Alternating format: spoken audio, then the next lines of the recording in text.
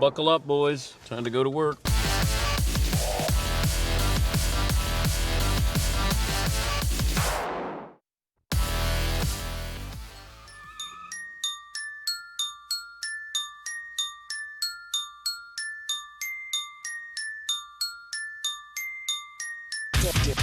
Dan Patrick.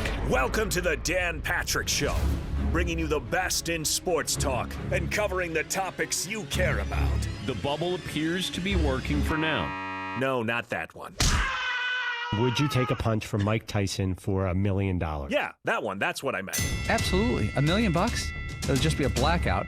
Then a couple hours later, you wake up and you go boat shopping. I mean, yeah, you're going to have a broken orbital bone or, ear damage and hearing damage permanent, but $1 million for zero work. I'd rather be able to not have a boat and just have a normal life than to have a boat and me talking like that. Nobody can hear you mumbling over the waves. Broadcasting from the Mercedes Man Cave, this is Dan Patrick. Welcome to the program. It's hour one on this Wednesday. Dan and the Danettes, Dan Patrick Show. Glad to have you on board. Got some busy news to talk about. Busy show, busy morning. Breaking news. I think that's what I meant to say. Start it again. Welcome to the program. Dan and the Danettes, Dan Patrick Show. Some breaking news. Been a busy morning here. We'll edit it out in the rear. Just fix it in post. Yeah, fix it in post here. Connecticut's football program has decided they're not going to play this year. And according to their athletic director, after receiving guidance from state and public health officials and consulting with football student athletes, we've decided that we will not compete on the gridiron this season. The safety challenges created by COVID-19 place our football student athletes at an unacceptable level of risk. It's not surprising that we have a school, or maybe we're going to have a couple of schools that do this. I don't know if it's a harbinger of what's going to happen with other schools, but as Connecticut announces that they're not going to be playing football this year, the Big Ten just announced that Big Ten is going ahead as scheduled. They're going to have a full conference slate. The plan is for the Big Ten to play 10-game conference schedule, conference only, including 9 current opponents and 1 additional cross-division game. They're hoping to start the weekend of September 5th. Final games will be slated for November 21st, and that will align with the academic calendars. 10 games would be played over at least 12 weeks. There are going to be 2 open dates for Big Ten schools. The schedule is structured to maximize flexibility.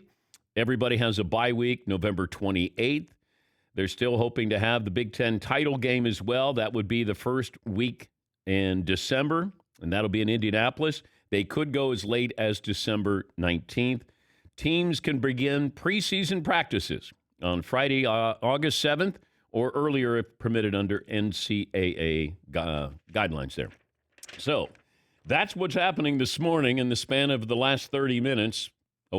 Big Ten announcing their plans for 2020 and Connecticut announcing they're not playing football. Yes, Paul. Dan, you grew up in Ohio, and the biggest sporting event of the year where you grew up was what? Usually me on a Friday night playing basketball against Kings Mill or... Other than Clinton, that. Okay. Maybe a little broader. Okay. Ohio State, Michigan. What's the traditional time frame of Ohio State-Michigan football game? Thanksgiving weekend. Dan, Ohio State-Michigan this year will be played on Saturday, October 24th. It will not be the last game of the Big Ten season. It'll be 3 weeks before the last weekend of the year. Well, that's disappointing. Yeah. Surprising, too. Well, if they play, then I'm fine. Like, I'm not going to be, I said I was not going to be picky. I was not going to be critical. If they play, whenever they play, great. Did they bump it up for that reason? To ensure it gets played? Bump it up 3 weeks. I don't know. I kept thinking, do you move? Well, they're trying to fit this into the academic calendar for the students to be on campus. They want to limit the amount of time they're on campus the best they can, and that's why you have 10 games over 12 weeks. Yes, McLovin. But isn't that good because it lets Michigan possibly end their season on a high note instead of... Wait, we're 4.5 minutes into the show. Michigan ends their season with Northwestern. But yeah. Great. Rich Eisen can have a nice moment in November. Oh. Wow. All right, welcome to the program. Already in progress, as you can tell. If you'd like to be a part of the program, you can. You can dial us up. You can email us. You can tweet us if you'd like. We say good morning to Chat Row, and you can watch on youtube.com/The Dan Patrick Show and our great radio affiliates around the country, numbering 362. Yes, Seton O'Connor. You had mentioned earlier, Dan, that UConn unfortunately won't be competing on the gridiron this year. Technically, they weren't going to be competing on the gridiron either way. Oh, so wow. That's 5 minutes and 20 seconds in. We've taken a shot at Michigan and UConn. Might as well throw Rutgers in there. Now they're not going to be able to lose 56-3 this season. You can't. Mm. Come on, Fritzy. Rutgers, they had, 25 new positive tests there? I don't know how Rutgers plays this year because you have states are also deciding on the travel restrictions. And if you come into a state, how long do you have to quarantine? And that, I think, is going to be a big hurdle here. I saw where the Mississippi governor, Tate Reeves, was talking about a mask mandate. He says, I want to see college football. He said this yesterday. The best way for that to occur is for all of us to realize wearing a mask, as irritating as that can be, and I promise I hate it more than anyone watching, is critical. All right? Hey, whatever gets you to wear a mask, even if it doesn't have anything to do with health, but it has to do with watching football, I'm okay with that. So that's the governor of Mississippi, and saying nobody likes wearing a mask. I've never met somebody who goes, thank God, I love wearing a mask. Unless you're a bank robber. I don't know if anybody goes, whew. Yes, Todd. Or if you're like a hermit or some type of antisocial person, this is a great time of life for you people. Well, I think if you're a celebrity and you don't have to talk to the paparazzi because you have the mask on. And I remember being at LAX, and this is a while ago, right at the very beginning, you had tourists coming in from China or Korea or Japan, and they had masks on. And I remember seeing a celebrity who the paparazzi was waiting for him outside LAX, and he put on a mask, and they were asking him questions, and then he just pointed to his mask, like, I don't have to talk to you. So that might be somebody who would benefit from this, but no, nobody likes wearing it. But if it means you'll wear it because if you don't, we're not going to have football. And the players know this. They have to be policing themselves. And for the fans, you can help too. Wear the mask.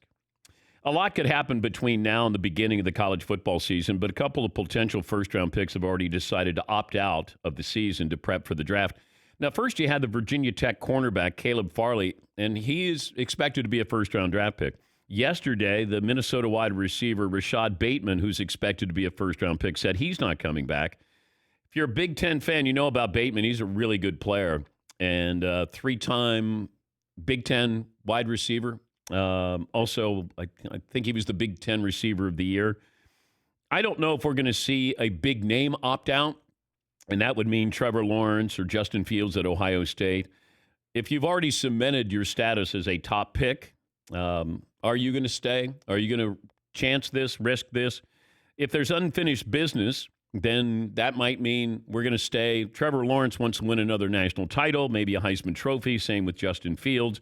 But Lawrence and Fields seem like guys who care about their team, what their team will do. They already know they're going to be high draft picks. The next few weeks are going to be interesting as players decide on their future and teams try to get ready for a very, very unusual season.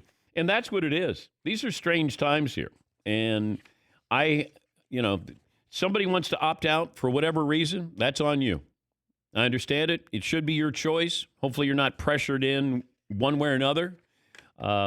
Saw a story about Colorado State that some of the players said that maybe the coaching staff is not totally transparent with the number of players who've tested positive here. And this is not surprising, though. If you're a mid-sized school and you're trying to gain an advantage here, I just hope these coaches, athletic directors, are truly factoring in the health of these student athletes. I mean, we call them student athletes. They're athletes. And I hope that they're factoring that in as we get ready for this college football season. NBA is here. They've done a great job. Baseball, I'm still waiting for the other shoe to drop. NHL's done a great job. We got golf, the PGA Championship starting tomorrow.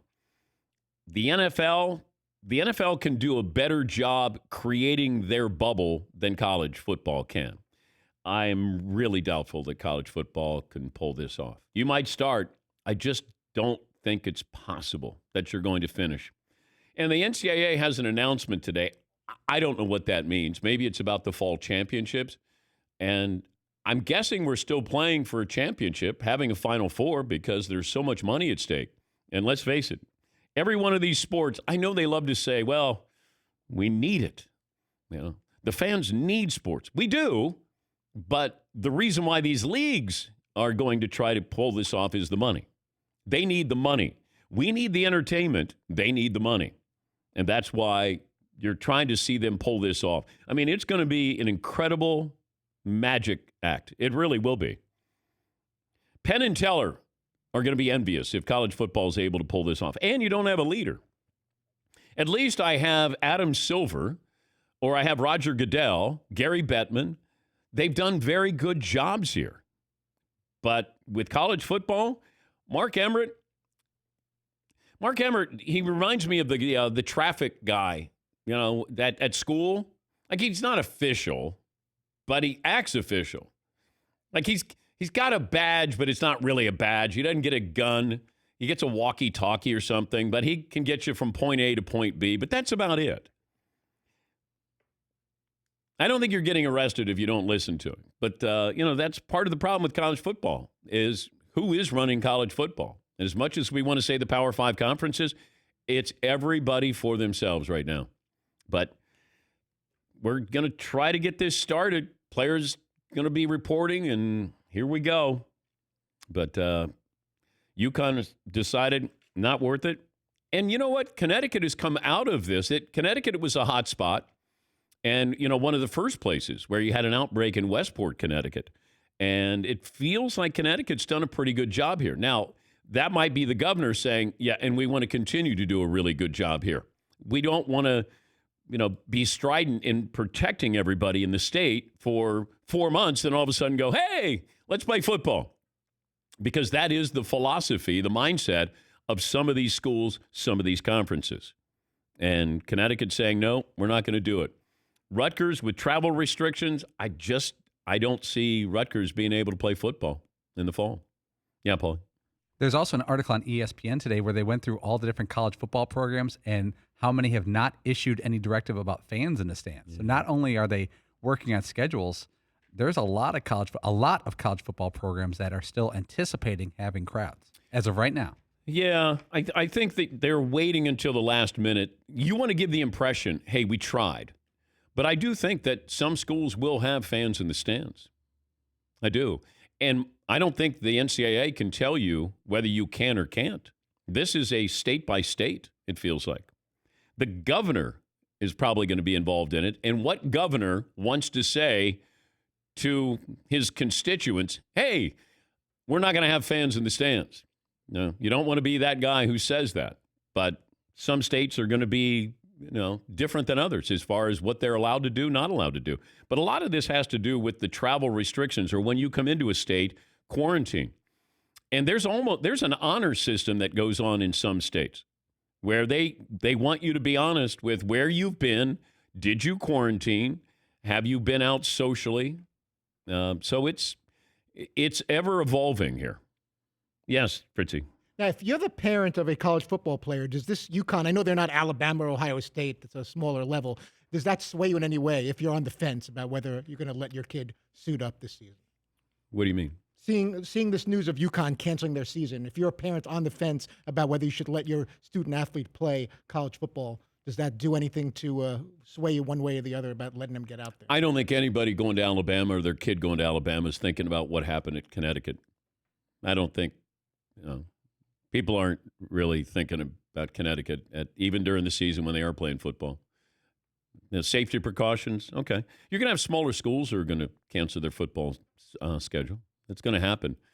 But if you're going to Alabama, you're thinking Nick Saban is going to have the best protocols in place because this is so important to that state, and we're playing for a national championship. Connecticut, yeah, I don't know. I don't know what the guidelines are in Alabama. I know what they are in Connecticut, and they're pretty strict in Connecticut. Alabama, I don't know. Yeah, Paul. And you've been talking about this top five conferences, 60 teams. That's the future of college football. Today shows it. The Big Ten hitting the gas. The other teams like Rutgers doesn't belong anywhere near big time college football. Either does UConn. Either do Colorado State. No offense, they're not high end college football programs. Get the programs that are there.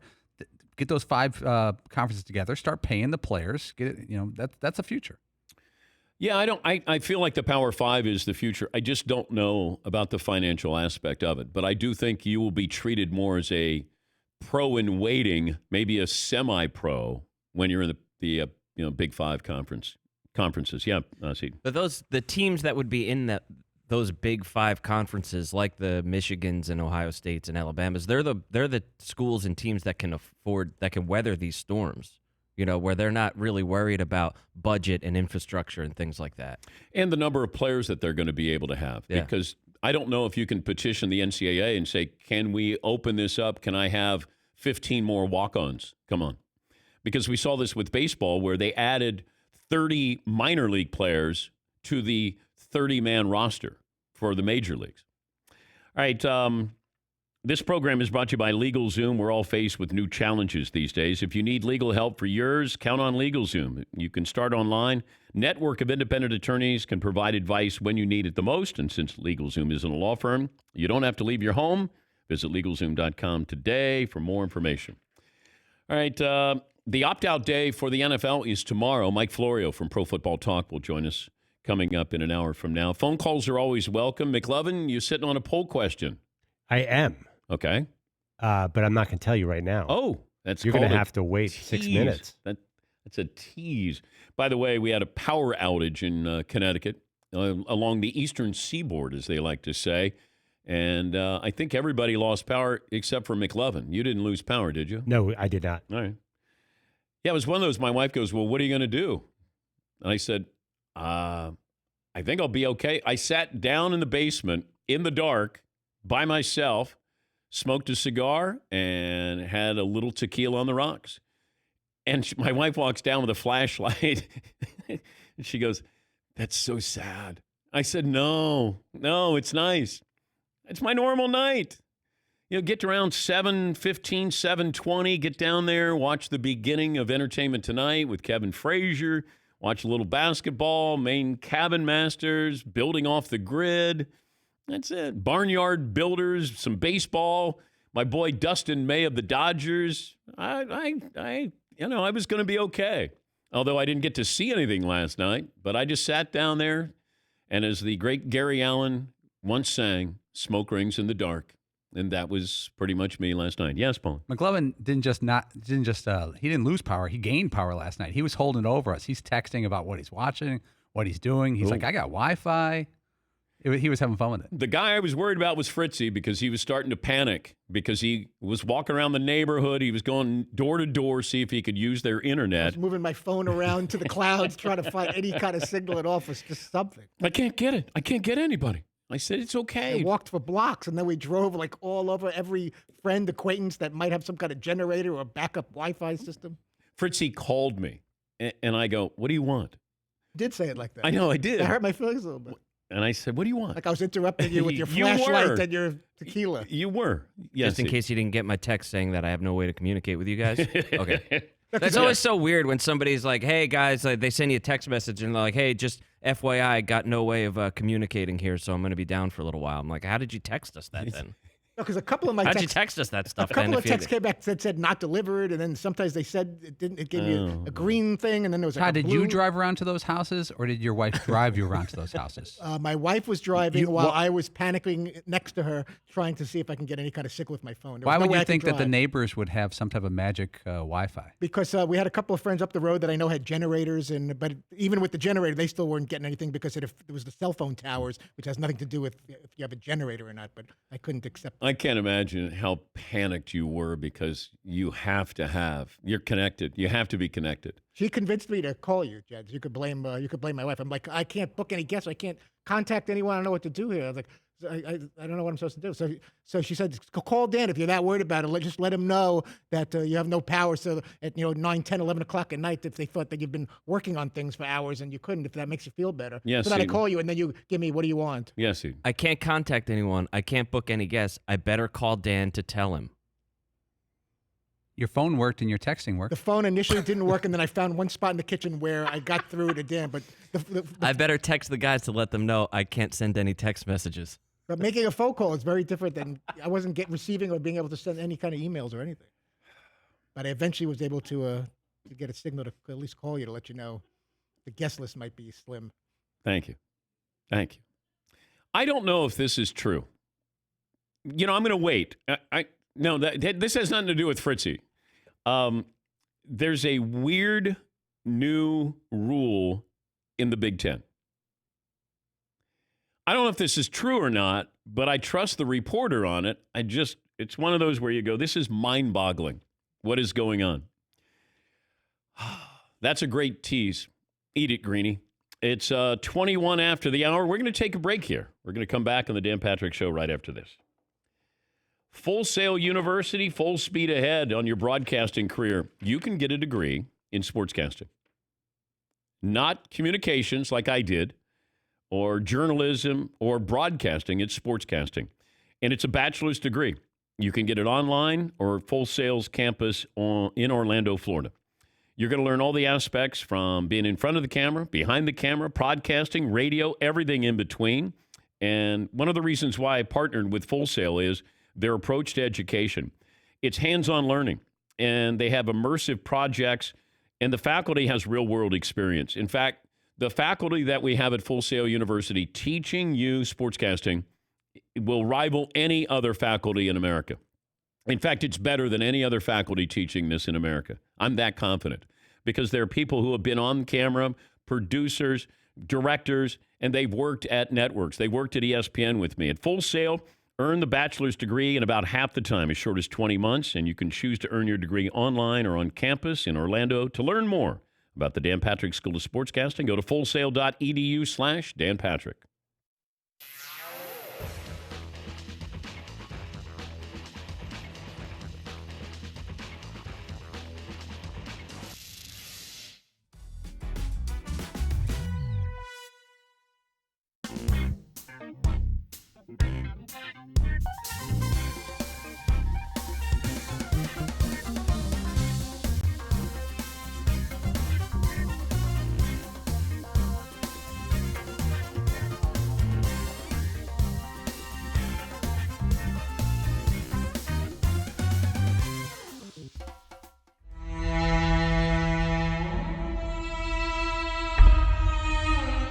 I was mentioning before you came on, we were going down who created like the step back jumper, who was the first to cross over somebody.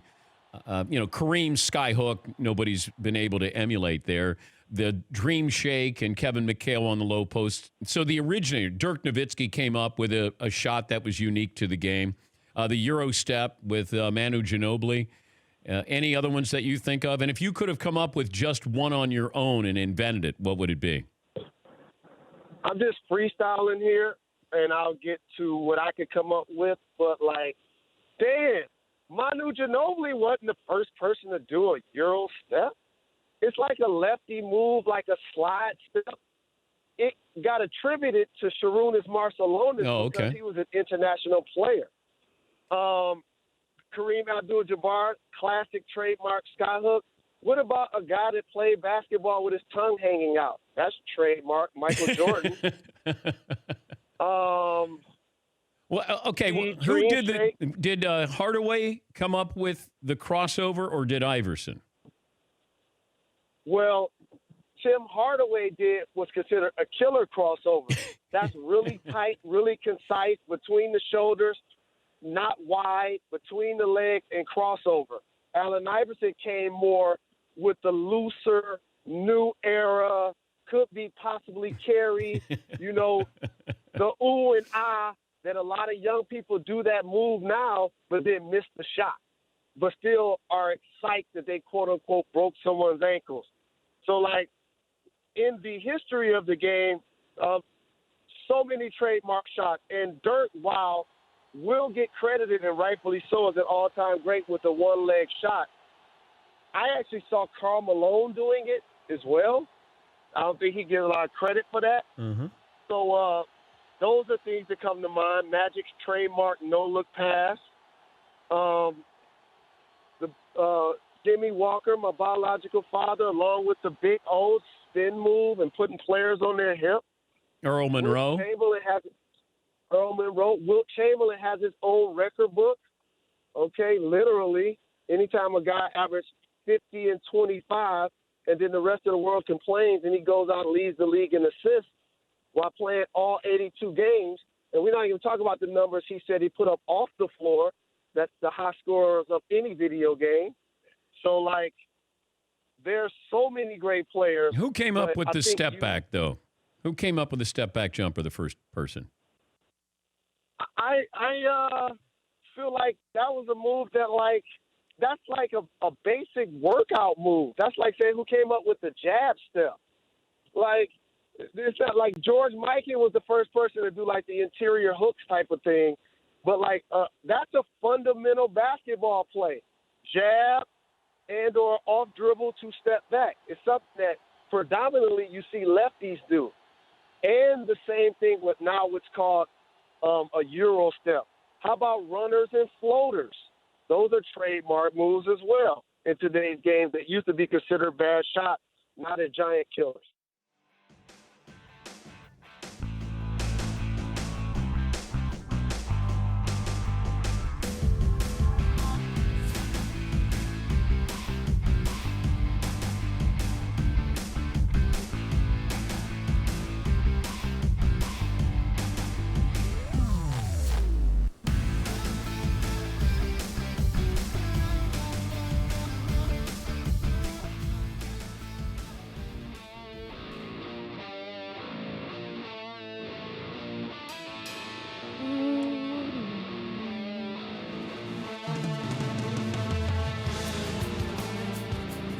So once again, if you're just joining us, UConn has canceled their football season.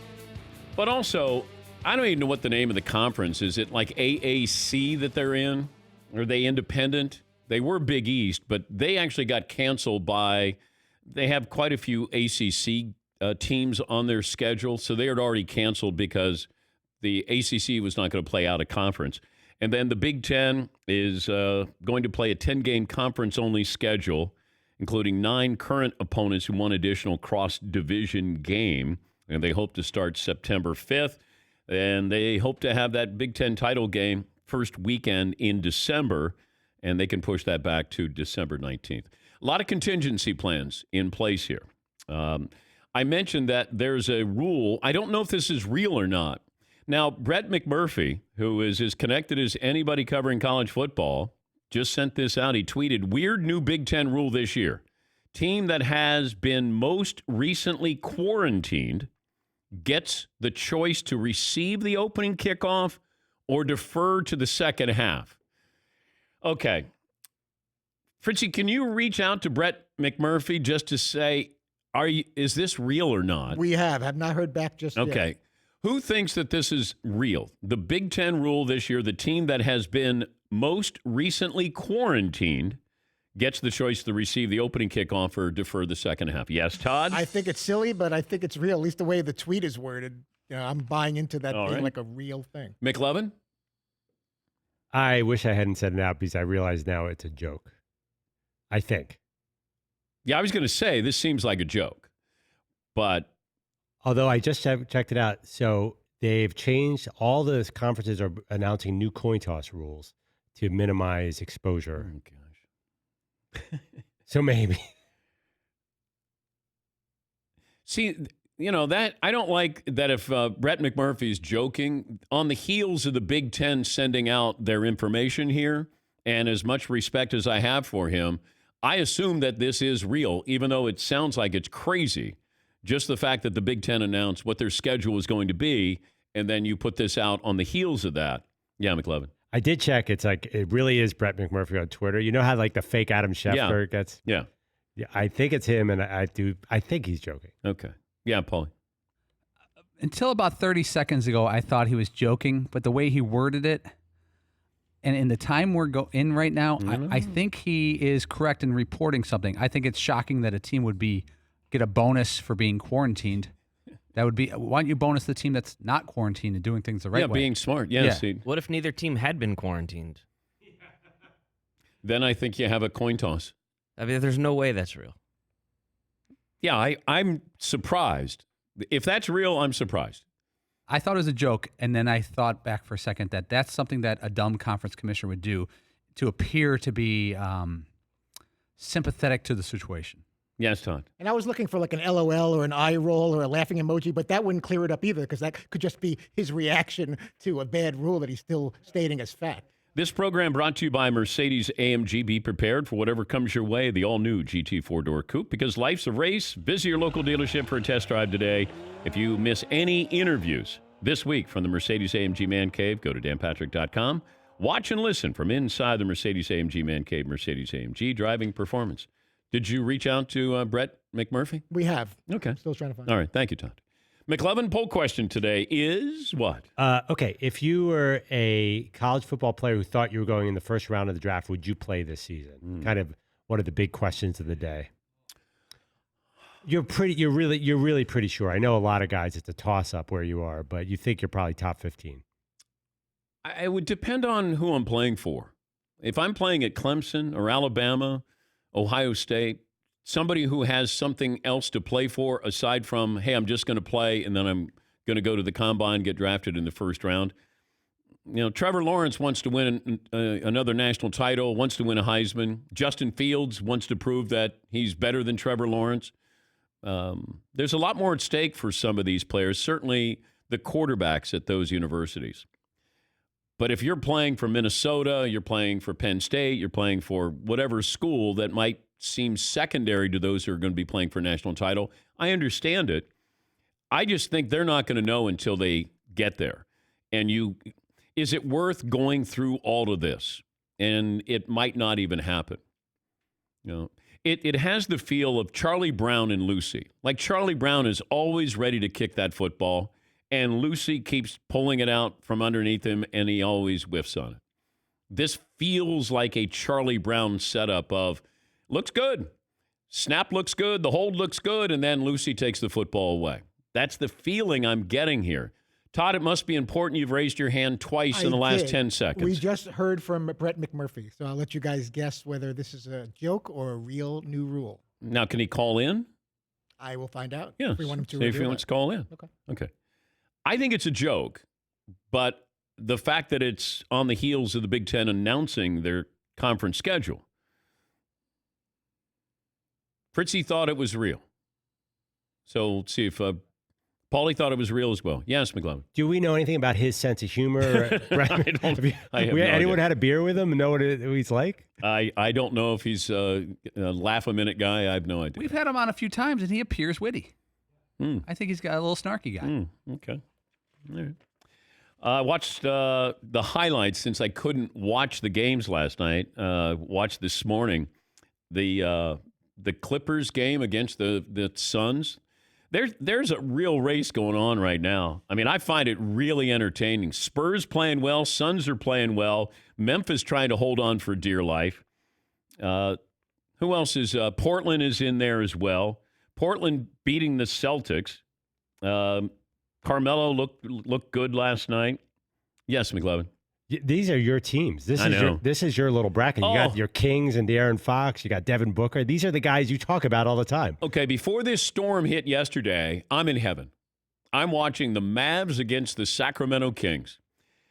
And it goes into overtime. Like, I was thrilled. It went into overtime. I'm like, yes, even more basketball. And it was so weird watching the Kings and the Mavs because at one point I went, oh, my God. Luka's got to have incredible numbers. And it may sound strange, but when you watch the game, you don't get that feeling. When I watch Harden, I know that he's building up some big numbers there. There's certain players you watch and you realize they're putting on a display. He had 34 points, 20 rebounds, and I think 12 or 13 assists. Once again, 34, 20, 12. He's a shooting guard. It's almost as if we're starting to take him for granted, and he's 20 years of age.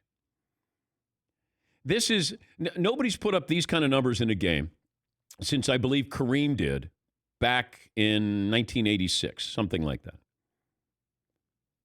But you're watching him, and he makes it look a lot easier than he should. But it's one thing to put up 34 and 12. He had 20 rebounds.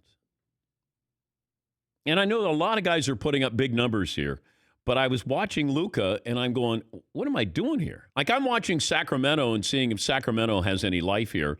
And then all of a sudden you go, oh, there's Luka again. All right, another rebound. And it's not like Russell Westbrook, where it felt like he wanted to get a triple-double every single night because that's how he's going to win the MVP. Luka, and I know, as McLovin says, he's a ball hog. I never said that. Yes, you did. You said it this I just morning. said that these points are empty. Like they went to overtime against the Kings. They're empty points. You said this morning he's as much of a ball hog as Harden is. No, he's exactly the same player as Harden. He just gets to the free throw line like 100 times a game because he's impossible to guard. But why are you down on Luka? I'm sitting here and saying, well, how can they go to overtime with the Kings if this guy is dominating so much? Giannis never goes to overtime. Have you seen the Mavs roster? Yeah, they got Porzingis and Luka. What else do I need to see? Sacramento actually has a better balanced roster than the Mavs do. I mean, I got Tim Hardaway Jr., I got J.J. Barea, Willie Cauley-Stein. J.J. Barea? Yeah, I think he's still on the team. Oh, my God. Look at the box score. That dude's still around? I think he had 1 point yesterday. Yes. Like, they only have 2. And, Hardaway Jr. can score. That's not a good roster. And are the Mavs the number 4 seed right now? They're floating in there. Everyone's like a game apart. Do I give him credit? Do I give Luka credit that if they ended up as the 4th seed in the West, McLovin, is that a big deal? All right, fine. Okay. I'll give you Luka. I don't know why I can't stand Luka. It's not that I can't stand him, but he's 21. He's 21. I mean, it's really amazing. If I said you can have Zion or you can have Luka right now, Zion. Zion's scoring like a God. Are you kidding me? Zion's like a 0.5 per minute. He's unstoppable. His per 36s are ridiculous. He doesn't play 36. Never. That's true. But every time he's on the court, he kind of scores every second of every possession. Wow. You would take Zion over Luka. Yes. I think Zion's going to win an NBA title. I think Luka might too. Luka will win an MVP. I don't think Zion's going to win an MVP. Yeah, it'll be like a Harden Westbrook MVP. Where like the sports writers still look at efficiency numbers and give him to him, and then he goes out in the first round. They said this about Dirk Nowitzki. And then Dirk won a title beating LeBron in the Miami Heat, and that shut everybody up. You remember in that series where he had he had a cold or he had some kind of flu or whatever, and LeBron and Wade were kind of mocking him on the floor by coughing. And I just thought, man, that's such a punk thing to do. And it made me root for the Mavs even more because I'm like, who's LeBron and Dwayne Wade to be punking Dirk Nowitzki? Going, and then they ended up beating the Miami Heat. The 3 teams undefeated in the bubble, Indiana, Phoenix, and Toronto. I like how people, some of these analysts go, hey, keep an eye out on Toronto. Thank you. Yeah, I don't know. They got something going on there in Toronto. Hey, keep an eye out on Portland. Do these analysts watch anything prior to the bubble, or do they understand the rosters here? Like, Toronto won the title last year. Yeah, they don't have Kawhi. They're still a pretty good team. Keep an eye. Keep an eye out on Toronto. Phoenix is fun to watch. And that shot last night by Devin Booker, that is a man-sized jump shot. That was big. Big shot there. And T.J. Warren is leading my Indiana Pacers. Yes, McLovin. You can forgive NBA writers who didn't see T.J. Warren coming, I'd assume. Oh, no, I'm right there with him. I didn't see T.J. Warren. Entering the bubble, he had played in 322 NBA games and never had consecutive 30-point games. In the bubble, he's had 3 consecutive 30-plus point games. I thought that'd be a stat of the day. Apparently, a little strict here. Somebody fell asleep at the wheel. Here we go. Here comes Stat of the There day, we go. Stat of the day, Bop, bop. Stat of the day, stat of the day. Here comes that What? Stat of the day. We'll find out if Brett McMurphy was joking when he said that new Big Ten rule this year, the team that has been most recently quarantined gets choice to receive opening kickoff or defer to second half. I think he's joking. The only reason why I thought it was true is because the Big Ten just made their announcement of what was going on with the conference schedule. So we'll see if we can track down Brett McMurphy and ask him. I only want to ask him one question. Were you joking? And then I'll let him go. Your phone calls are coming up. We'll settle on a poll question as well. And we'll be back after this on the Dan Patrick Show.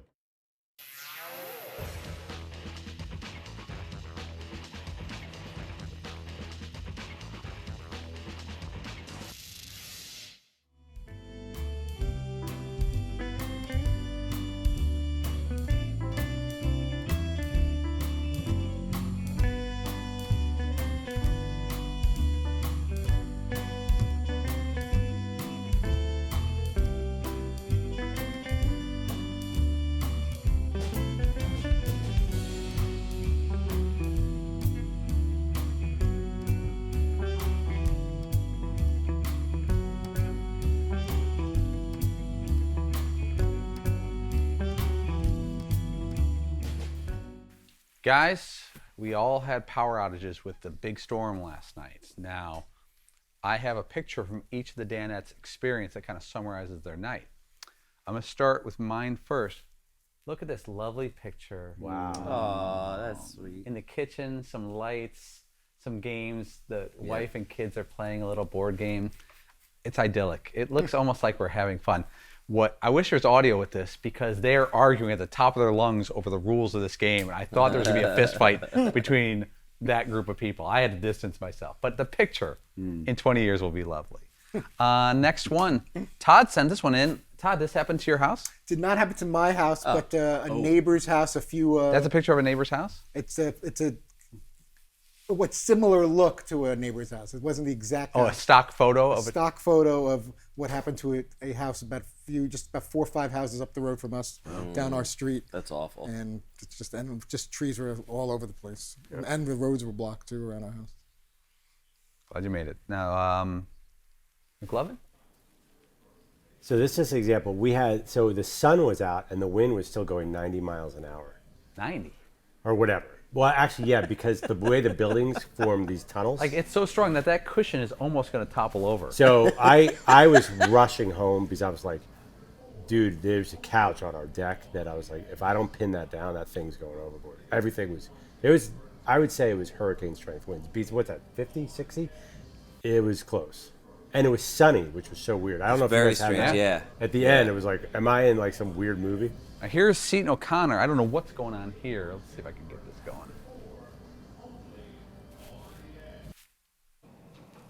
Oh. Yeah, so that is actually the street light out in front of my house. All of the street lights up and down my street were blinking like that all night. Jesus. That's terrifying. And then there were all down power lines right there. There's just towards the left side of the screen, there's a huge tree down. Basically, my whole neighborhood turned into a horror movie set. It does. And we were like, oh my God, what are we doing? This is terrifying. Dude, that's like a setup for alien invasion any second. No, I didn't want to go outside, but yeah, the whole street looked like that, and they were blinking like all at different times. And you're like, what the hell? There's a set designer in Hollywood going, how do I recreate that? Yeah, it was creepy. It was creepy, but kind of the fun creepy, you know? You need a little bit of spark, like electricity. Yeah. We could shot that in. You know, it was actually a lot of fun too because, like I said, there was like a tree down, and then, but there was still some room to get by on the street, and there were all power lines down there that were active lines, and all of the people were just driving over them. Oh, God. The amount of people, and you're kind of like seeing people, they would stop and look, and there was like tape saying, do not cross or whatever, and people waiting in their car and then deciding, are they going to back out or just drive over it? Like, it's pretty I see entertaining. some little random lights flickering in the right. What's going on? Is that Flashlights. I don't know. is that people with flashlights or just? That's a good question. I don't know. That's really scary too. Oh. I don't know what that is, actually. Yeah. I didn't notice those people out there. Those are lightning bugs.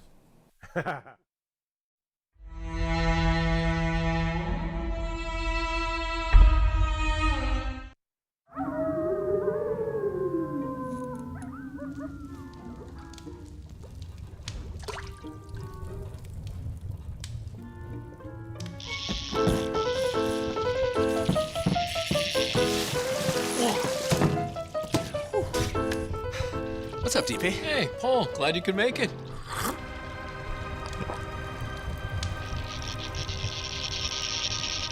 We're gonna need a bigger boat. Oh, Dan, you got a whopper there, huh? I do. All right, Fritzy. There he is. Hey, McLovin. Hey, guys. Well, boys, gang's all here. Nope. One more person.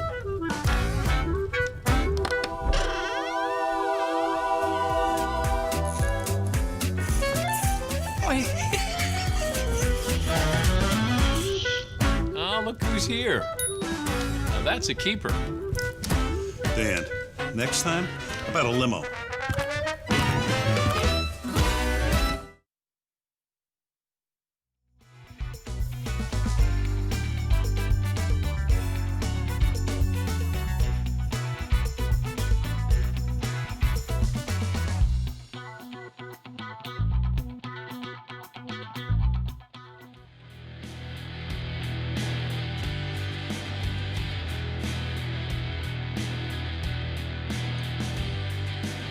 Oh my God. The play of the day. Runner left side, got it! They're gonna play it and play it. This is the play of the day. Check this out. 4 seconds. Booker on the drive. Goes up. Here's the shot. Shoot! He got it! He got it! And the Suns win the game. Devin Booker at the buzzer puts it up and puts it in. Oh, brother! Booker finished with 35 and 8 in the 2-point win over the Clippers. The Suns sit in the 12th spot currently, 3 games back, the 8th spot in the West. That's courtesy of KTAR. Our play of the day brought to you by the great wireless earbuds from Raycon. Buy Raycon.com/Patrick. Get 15% off your order. That's buyraycon.com/Patrick. Yeah, you got a great race for that 8th spot in the West right now. And you start to look at these teams and you go, how did Milwaukee lose to the Nets last night? Well, Milwaukee didn't have their starters out there, and Brooklyn was an 18.5-point underdog. So one of the biggest underdogs in the last 30 years in NBA history, pulling off the win. And, the Clippers against the Suns, you start to wonder the motivation with some of these teams. Like the Lakers play Oklahoma City tonight. What is your motivation tonight? Is it better if you lose that game? They got to start to worry about who they're going to match up with first round, second round as well. Do you have Anthony Davis and LeBron James out there playing 25, 30, 35 minutes? I mentioned this. McLevin sent this to me. Give me the tweet by Brett McMurphy. He's the college football insider at Stadium Network, and I have great respect for him. Big Ten just announced their schedule plans. And do you have the tweet, McLevin? Okay, here is a tweet. He sent this out right around the time the show started, 9 p.m. Eastern, 9 a.m. Eastern. Weird new Big Ten rule this year, team that has been most recently quarantined gets choice to receive opening kickoff or defer to second half. Okay, we went around the room. Fritzy and Paulie agreed on something for a change, that they think that this is an actual rule. McLevin and Seton and myself thought that maybe Brett McMurphy was having a little bit of fun. Brett McMurphy joining us on the program. Brett, is this a real Big Ten rule this year? This is like one of those bits where it's, are you Canadian or are you dead? But Dan, you were right. It was a joke, but I did get a couple of text messages from some 4-letter network people wondering if it was a real rule or not. All right. Well, I'm wondering, we saw where Connecticut canceled their football schedule, but it feels like other schools basically canceled Connecticut's football program because if you're playing the ACC, like these conferences are going to play teams in their own conference. You have a situation here with Rutgers. I don't know how Rutgers plays football this year. What are you hearing about the Big Ten? I know the schedule just came out. Is everybody confident they're going to be playing football this year in the Big Ten? Dan, they're not. Later today, the NCAA directors votes on whether to cancel fall sports championships, and that's basically volleyball, soccer, and cross country. That does not impact FBS football. However, multiple athletic directors I've talked to said if they do cancel those fall sports championships, that ultimately the presidents would probably shut down football because it's not good optics to say it's not safe to play these non-revenue sports in the fall. And by the way, it's not safe to bring back our entire student bodies back on campus in the fall. But hey, everything's all right. Let's go ahead and play football. So I think that's something to keep an eye on later today.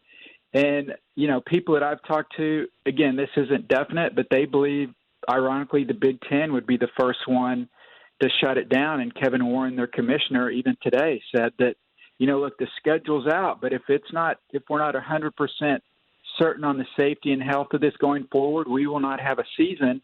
And if that happens, a lot of people think every other conference will follow suit. Although some people I talked to said, hey, the SEC will forge ahead and play. So I guess if the SEC is the only conference playing and you win the SEC championship, hello, national champions. But then I know these are strange times. We like to call it the new normal. It's the new abnormal. But I wonder how I don't see how college football finishes. They may start. I just don't see how they finish. And I had a source who said Rutgers can't play football this year. You have travel restrictions, quarantine issue. Like there's so much going on here, so many moving parts. I just don't see that happening. I would be surprised if the SEC said, hey, we're going to follow suit if the Big Ten and, the Pac-12, the Big 12, like everybody was shutting everything down. Does the SEC then say, hey, these are really bad optics, we have to shut down too? I would think so. But again, if each conference is going to do what they think is best for their conference, and if the SEC really believes, and I'm not saying that they couldn't do it, but if they really believe that the health and safety of the student athletes are not compromised and that there are no issues, then yeah, I could see them go ahead and playing. If you have other conferences sit out, yeah, we know what the optics would look like, and yeah, it would add more to their motto. It just means more. But this is not the NFL. Everybody does not do everything in lockstep, and that's why. You've got 4 Power 5 conferences playing 10 games, and the ACC is going to play 11. And then you've got some of the smaller Group of 5 conferences who will play anywhere from 10 to 12 games. I mean, there's so many uncertainties this year, Dan, but the only certainty is this will be unlike any college football season we've experienced in our lifetime. Thank you, Brett. We appreciate your time and your sense of humor. Thanks for joining us. Thank you. That's Brett McMurphy. He's college football insider at Stadium Network. Yes, McLovin. Don't forget / stand-up comedian. A joke a Apparently, minute, that guy. He's funnier than Fritzy is. And he's not trying to be a stand-up comedian. Wow. That was a little Section, row, Okay. seat. What's the problem? Why can't we figure out where to sit? Brett McMurphy would have crushed if he did section, row, seat. He would have. Yeah, he would have somehow tied it into something remotely funny Something at the end. observational humor. You had the observation, you just didn't have the humor. Which is very difficult in a comedy club. Oh, man. It is going to be really, really dicey here coming up with college football. It is. I know. I'm Danny Downer with it, but I talked to 2 people I have great respect for, and they've been around the game a long time. And both say they don't think there's going to be a college football season. They said it might start, and they said don't rule out the SEC going rogue and saying, we're playing football.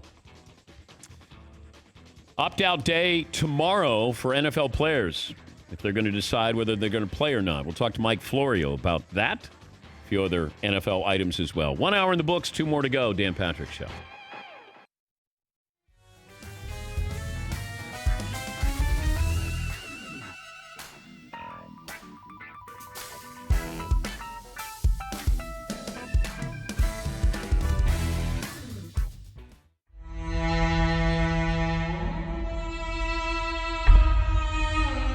let's say you were scrimmaging. Let's say you're doing Spurs Rockets and there was a scrimmage going on. Yeah, yes. You could run. I could run. And you hold your own. I don't know if I would hold my own, but I could definitely. I wouldn't embarrass myself. Oh, okay. Yeah, I wouldn't embarrass myself. But if Kawhi Leonard's on you. I would need practice if Kawhi Leonard was on me. Right now, obviously. But you'd score on him. No. You would not score on Kawhi I don't think Leonard. I could score on Kawhi right now. One-on-one, no. With those shoes on? Oh, wait, hold on. Hold on. Look, I don't know if I could score one-on-one if we were to play one-on-one with Kawhi or Patrick Beverley, two guys that I think are great one-on-one defenders. Right now at 51. Now, what's the list on there? Moochie Norris. Moochie Norris you could score on. Who else? Who else is on there? Mike James. You Buckets. could score on him. Buckets. Who else? Go ahead. Kwame Brown. Buckets. Who else? Rashad McCants. Buckets. Reggie Evans. Would get hurt. He would knock me out of the air. Could Harden stop you right now? I'd have a hard time stopping him. Well, no, that's not the point. I've had a hard time stopping him. But that was never the point of your game. Could James Harden lock you down? At 51? Yeah. Could he lock you down at 51? Yes, he probably could. Because I don't want to hear it on 51. I am 5'1". Now, could I feel like I could shoot and play horse and around the world with these dudes? No, I want to know one-on-one. Russell Westbrook Jr. III is going to have you on lockdown. Ooh-wee. Yeah, that's not good. Yeah, but I will have something for Russell Westbrook III. You will. Yes. You could score on Steph Curry right now. No. Why do you? I think I could score on Steph Curry. You think you could? If I got 10 shots. You give me the ball 10 times against Steph Curry. No way. Right? No. No. Because now, by your third attempt, you're going to be tired. You're going to be tired. And you have already gone to your best three moves the first three times. That's true. So then what are you going to do after that? What are you going to do?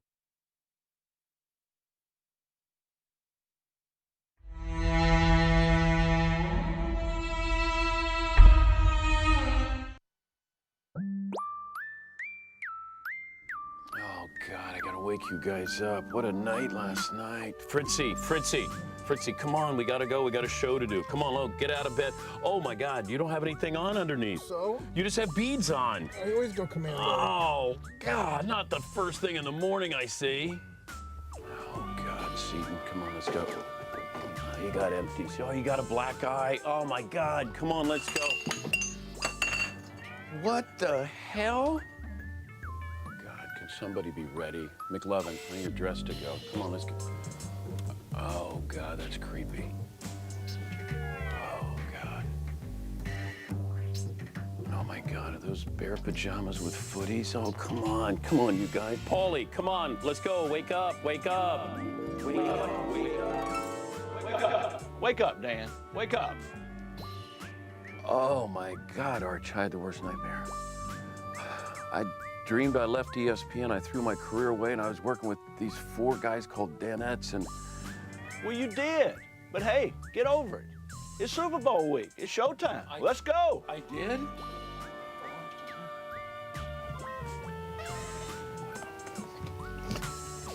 Welcome to New Orleans, guys. The Dan Patrick Show starts right now.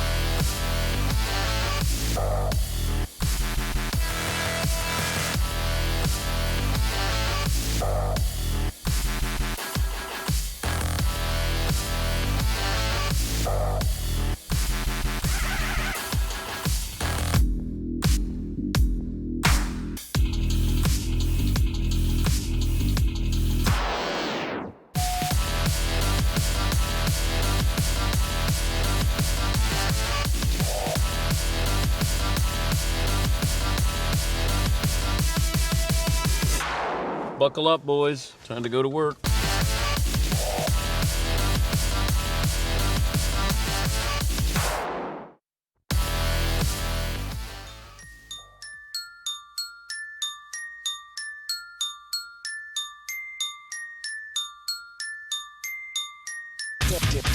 Dan Patrick. Welcome to the Dan Patrick Show, bringing you the best in sports talk and covering the topics you care about. The bubble appears to be working for now. No, not that one. Would you take a punch from Mike Tyson for $1 million? Yeah, that one. That's what I meant. Absolutely. $1 million? It'll just be a blackout. Then a couple hours later, you wake up and you go boat shopping. I mean, yeah, you're going to have a broken orbital bone or, ear damage, hearing damage permanent, but $1 million for zero work. I'd rather be able to not have a boat and just have a normal life than to have a boat and nobody can hear you mumbling over the waves. Broadcasting from the Mercedes Man Cave, this is Dan Patrick. This is hour 2, Dan and the Danettes, Dan Patrick Show. Glad to have you on board. If you're watching, you're listening, you're doing both. You're watching on youtube.com/the Dan Patrick Show. Also listening to our great radio affiliates around the country. Number 362. Chat row, good morning. And we'll get to emails. We'll get to phone calls and also tweets coming up as well. 877-3DP Show.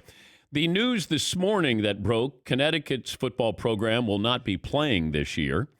And it felt like there's sort of a team without a conference. Therefore, they're really vulnerable to what the other conferences were going to do. Were they going to play out of conference games? And if you have a couple of games against the ACC is going to be conference only. And Connecticut decided to shut down their football program. Also, travel restrictions, being quarantined when you go into Connecticut. I think you're going to hear something out of the Big Ten involving Rutgers, maybe some of these other programs. I think it's a really tenuous situation right now.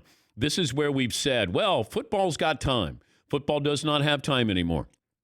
The NFL has a little bit of time, and it feels like what they're doing because it's a professional level. And you're saying to your players, without going on a campus where there's other students there, you must be diligent. You must police one another.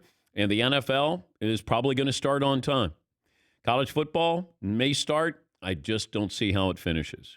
And I'm basing this off two sources. One I spoke to yesterday, and he's the one that said, Rutgers' situation's a mess right now because of travel restrictions, and then you have the number of positive tests, and you're just getting ready to start, really buckling down and getting ready for the opening game of the season. The SEC might play football. I thought this all along. Everybody was all in it together, and then it was the Power 5 conferences were in it together, and now it feels like it's every conference for themselves. And I think that the SEC, and I felt this all along, the SEC is going to be, hey, we're going to play football. Whether anybody else does, we're playing football. The Big Ten released its schedule, and you're basically looking at conference games. That's it. And they're trying to move the schedule up a little bit by a week or so, still trying to play a Big Ten title game. McLevin, did we find out from the NCAA, are they still planning on having a Final Four and a national title game this year? Well, I think they're making an announcement today, but as of now, yes. They said there's no plans to cancel it. I think it's in Miami this year. Okay. All right. Poll question. What do we have? It's a real close one, Dan. It's a nail biter. If you could sign one of these two players to a 7-year extension, Zion Williamson or Luka Doncic, who would it be? 89% are going Luka right now, but it's early in the show. Well, there's the injury factor here, and Luka is more of a finished product than Zion is. And I don't know if Zion can get to the point where he is a good ball handler. He can beat you off the dribble. He can have a respectable outside shot. We know that he's a powerful, he's like a velvet hammer. Like there is grace to him, but he is going to overpower you. But Luka is the right answer. Luka put up 34, 20, and 12, and I didn't even know that he was putting up 34, 20, and 12. It was that effortless. And they picked up the win. They needed overtime to beat Sacramento. There was a lot of interesting basketball yesterday. I didn't get to watch it. There was a power outage on the East Coast. In fact, most of us are still without power at home. And But Carmelo Anthony came through in the clutch. Devin Booker with the Suns came through in the clutch. I'm starting to wonder, where you see these teams, and is Portland going to get in? If Portland gets in, Portland will be a tough out. They would be facing the Lakers. Lakers have Oklahoma City tonight. At what point do you rest your players, or does it make more sense to get them a little bit more in shape, game ready? And that's what I would wonder with LeBron and Anthony Davis.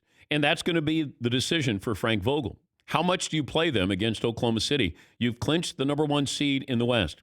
And also understand this, that the Lakers will have the least amount of time to prepare for their opening round opponent, because they're probably not going to know until the last game of the regular season. Now, you might go, well, they're going to be better than anybody they face. If they face Portland, and you can say, well, we know how to match up against them. Portland's going to come in. The last thing you want to do is you've already clinched and you're waiting for somebody, because that team that's had to struggle every single night just to get in is more playoff ready than you are. Now, that probably won't factor in over a 7-game series or a 5-game series, 3-game series, but it will factor in. Certainly that opening game where they're ready and you have to ramp back up. Yeah, Paulie. I hesitate to even touch on this topic, but can you imagine the coverage and the fallout if the Lakers lost in the first round? No, we can't even get there. I was just thinking about that as what we do for a living. I can't imagine the L.A. and more so actually the national reaction than the L.A. reaction. Well, and if the Clippers would happen to go on and win, too. I mean, you just double down. Yes, yeah. But the Clippers lost last night to the Phoenix Suns. Devin Booker hit the game winner. Phoenix Suns undefeated in the bubble. They're a fun team to watch, but I don't know what, they need some things there, but they have some things in place. Like watching Dallas beating Sacramento.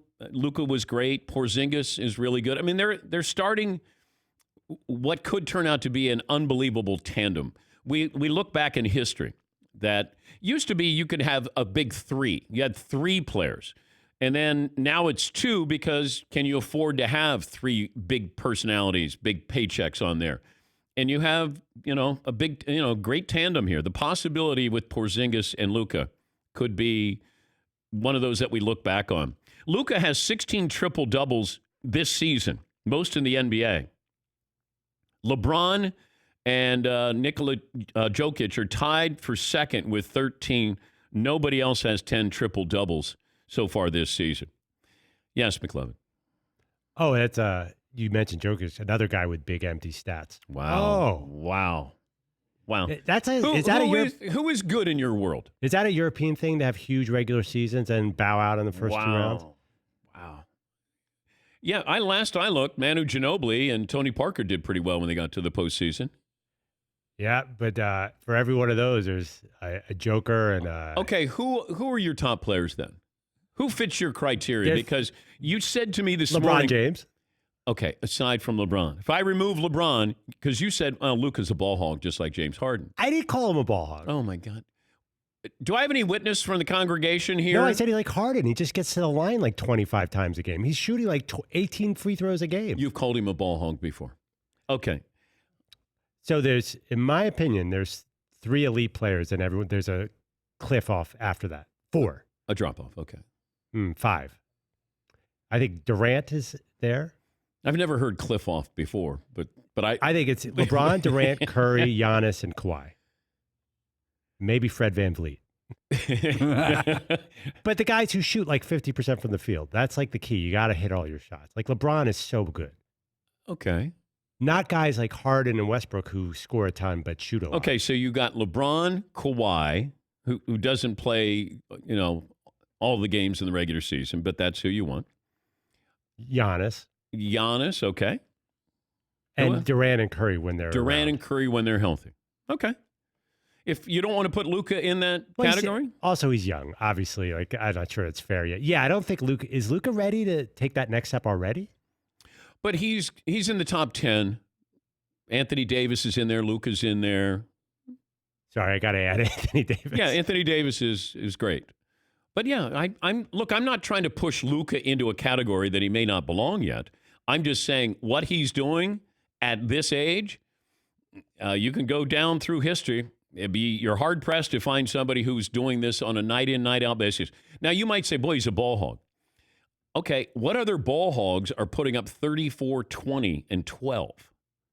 And their team is right now the 4th seed in the West. It's pretty. It's respectable. Those are pretty good numbers. No matter who's turning them in, those are pretty good numbers. Yeah, McLeod. But Russell Westbrook, when he won the MVP for the triple-double, did he really deserve the MVP that year?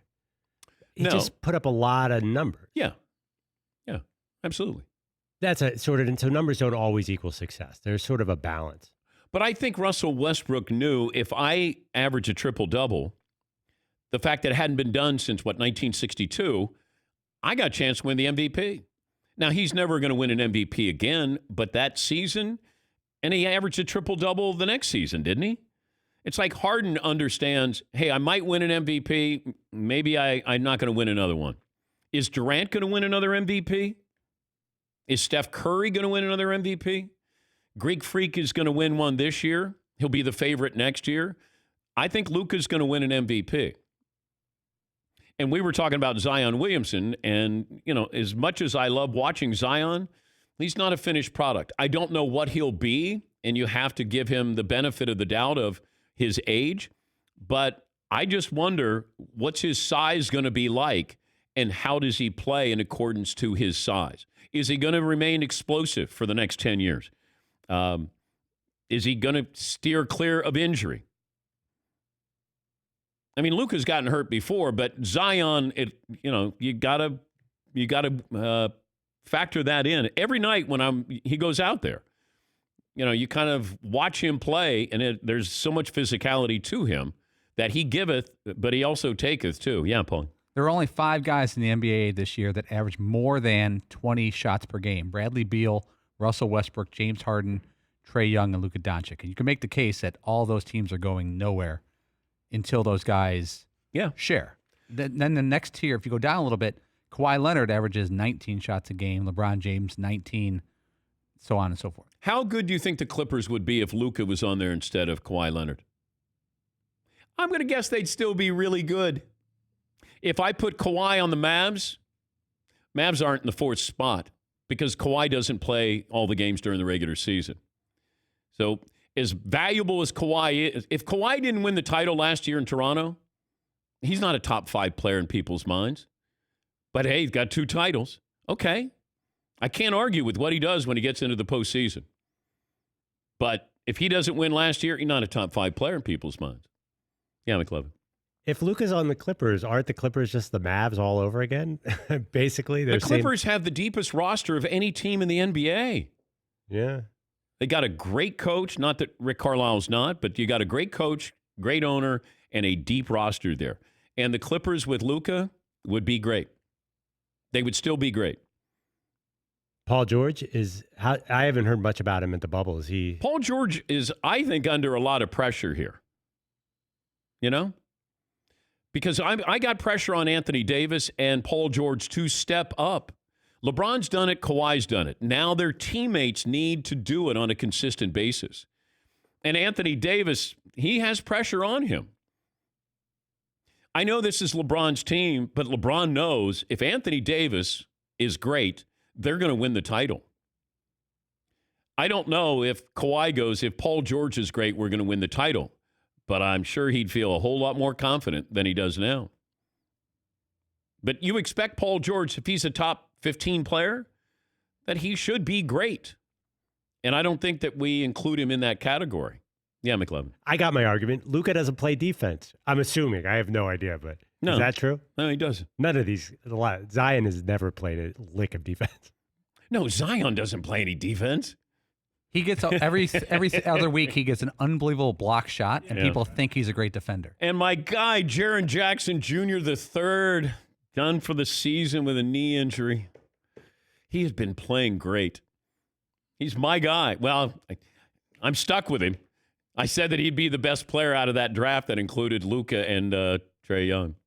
That's all right. That's not bad. It's not like I said, hey, Mitchell Trubisky is going to be a better quarterback than Patrick Mahomes or Deshaun Watson. Is the backup quarterback for the Buccaneers, is that your boy? Blaine Gabbert, yeah. I think Gabbert's Did you see the video of him? That dude is jacked. I thought it was the tight end Brady was throwing the ball to. No way. Blaine Gabbert's looking good? Oh, and by the way, well, I don't know if he's like physically, Yeah. he's looking good. If he wins a Super Bowl, am I all my Blaine Gabbert love Is confirmed? he on the team winning a Super Bowl? Hey, it he all has counts. to play in the Super Bowl. He has to play at least one quarter in the Super Bowl. How about like as a holder in the kickoffs or the extra points? The NFL released its official new rules for player conduct this coming season, and they're trying to learn from these other leagues. They want to keep everybody as safe as possible. That means players will be fined or suspended if they don't follow the guidelines. So you can't go into the clubs with over 10 people in them. No concerts, no house parties. You can go to church, but the NFL starting the season on time and trying to complete it, you know, they have to have their schedule flexibility in the first month of the season just in case. But then there's the team-by-team problem. What if one team has multiple positives here? Can you field a team competitively for a Sunday game or a Thursday game? Just like every sport, it's going to be tricky, and we hope for the best. And Mike Florio from Pro Football Talk will join us coming up. By the way, during this pandemic, I was wondering, you know, people have so much time on their hands, and I was wondering, everybody has an idea, or they think they have a good idea, and I wanted to give you an opportunity to share that idea. And I partnered with iHeartRadio, the powerful iHeartRadio, the biggest name when it comes to radio and the radio stations around the world. And I said, can we do a podcast contest called the Next Great American Podcast? And they said yes. And I said, this is what I want. Can we get 10 semifinalists? What you do is you submit your idea for a podcast. You go to nextgreatpodcast.com, and we're going to give 10 semifinalists $1,000 to produce a pilot episode. Then listeners from around the world are going to vote on this for their favorite podcast. And then I'm going to go into business with you. For 1 year, 1 season, we're going to create a podcast that will be yours. So, and I'll help you with it along the way. Nextgreatpodcast.com. Who's eligible for that, Dan? Everybody is eligible for it. Literally everybody? Everybody is. Everybody. Not you guys. It's too bad because Seat and I were working up a Mustards of the World podcast where we rank and rate every mustard on Earth. Oh, okay. It's niche. Niche. But there's a calling for it. Yeah. Yeah, everybody's eligible for this. Mustards of the And World. you don't have just to have sports ideas. It can be anything.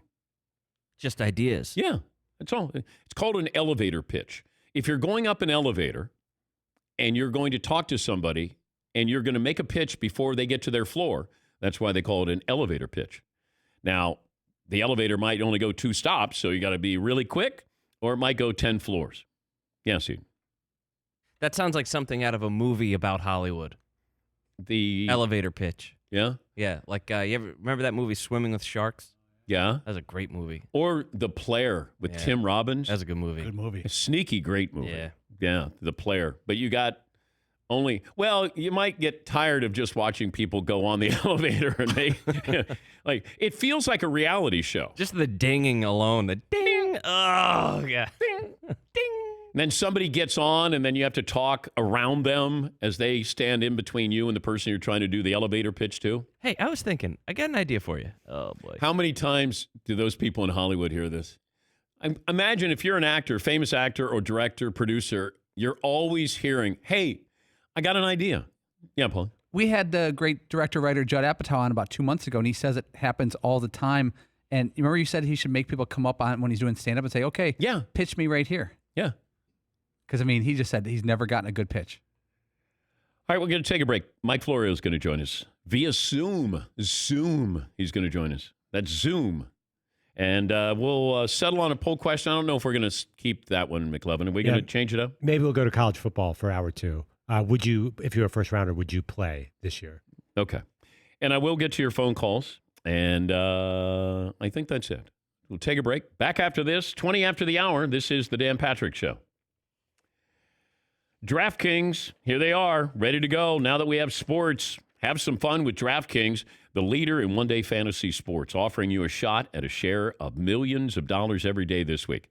If you haven't tried it yet, fantasy basketball is easy to play. You pick 8 players, stay under the salary cap, pile up the points, you get 3-pointers, rebounds, assists. Like Luka would have been really valuable yesterday. With millions of dollars up for grabs this week, no better place to have skin in the game than with DraftKings. Download the DraftKings app now. Make sure you use the promo code SQUAD to get a shot at millions of dollars in prizes. That's every day this week. Promo code is SQUAD to get a shot at millions of dollars. So excited that week 2 of the basketball restart is here, and take advantage of it. Get a chance at millions of dollars in prizes every day this week, only at DraftKings. Eligibility restrictions apply. See DraftKings.com for details. Once again, your promo code is SQUAD at DraftKings.com.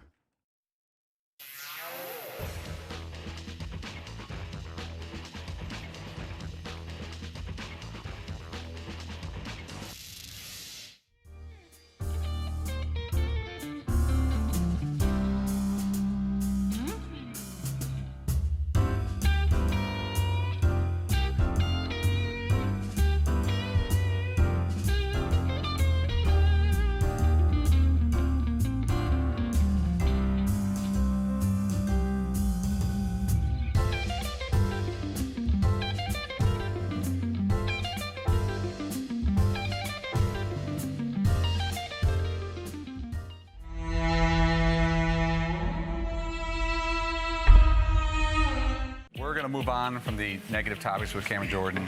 We're going to line McLovin up at quarterback, and Seton and I got to take a shot at blocking Cam. McLovin, do you have a jersey, or what do you have on the back of your shirt there? I have something on the back of the back of your shirt. What? Says Goodell. Wait, what? Wait, how did can I say that? Turn around again. Turn around. Wait, turn around again. Well, okay. Usually they kick me. This is worse. Is it Christmas? Dan, okay. Here's our quarterback. Are we double teaming? So, Cam here? you guys are trying to block Cam? Yeah. Because now it feels like a real game. He's a Pro Bowler, and he gets double teamed a lot. Okay. But to be honest, Goodell's We're really... the average offensive line. Yeah, I can't have Fritzy involved in 6 this. foot, 182. There we go. I mean, you'd love that. Okay. Must be the Atlanta's line. Whoa! Yeah! There we go! You thought my division pettiness wasn't going to come back. Kidding. That's a shot! And just to recap, our quarterback is, he played Georgetown. Yeah, no, I don't know where Raj, but he's really good at avoiding the Saints topic, so he should be good at avoiding Saints. Avoiding the rush. Wow, the rush. Wow. It's Wednesday morning. Okay. Now, here's the deal. Oh, this stinks. I want you to treat them like you would an offensive line. Okay, cool. So they can take it, and they're replaceable. So if something happens, Fritzy never has to do. No, Fritzy can't. He's got all kinds of injuries. No doubt. Okay, so McLovin. Crap. Oh dear. Now, is that how you're going to? Are you going to edge rush, or what are you going to? They were wearing hiking shoes. I just didn't know how. Cam, I got this thing ready. Okay, ready? Oh man. Set. Hut. Yeah. Go, McLovin, go! It was almost there. Yeah. It was a pressure. I guess that's all I've been doing is great pressures. You let McLovin escape you. You know, even when you're goofing around with these guys, and Cam Jordan's a big guy, and we're just playing around a little bit, and then you realize they don't know how to play around a little bit. Even their slow speed is way too hard for me. Yeah, it hurts. You know, it does. When they grab you, and that's a big dude. But 4 Pro Bowls. And I can't believe that you put in Jordan Cameron instead of Cameron Jordan. Apparently it's happened before. I loved it. Yes, Paulie? And I think we gave a little motivation by the sticker on the back of McLovin's sweater. Oh, yeah. McLovin put... I didn't put it. I didn't even know it was there. I just, all of a sudden, they informed me that my back says Goodell. And you can see Cam Jordan's face when McLovin turned around and he's got Goodell on the back of his sweater. Oh, man. Good stuff. You think he's still going to hold on to that one, the non-call? I don't think he's over it. I don't know how you do get over it. I mean, I really don't.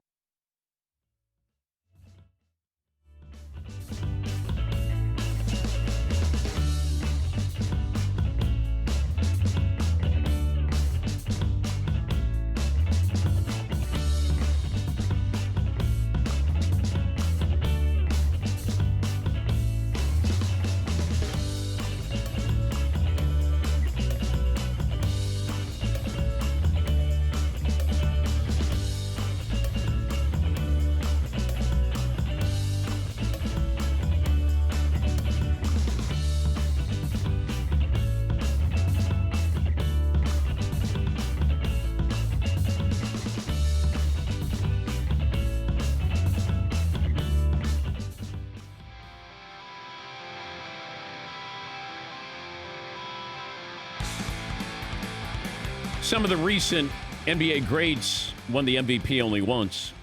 Shaq and Kobe won one each. Likewise for Allen Iverson and Kevin Durant. I also heard this yesterday with Jimmy Garoppolo.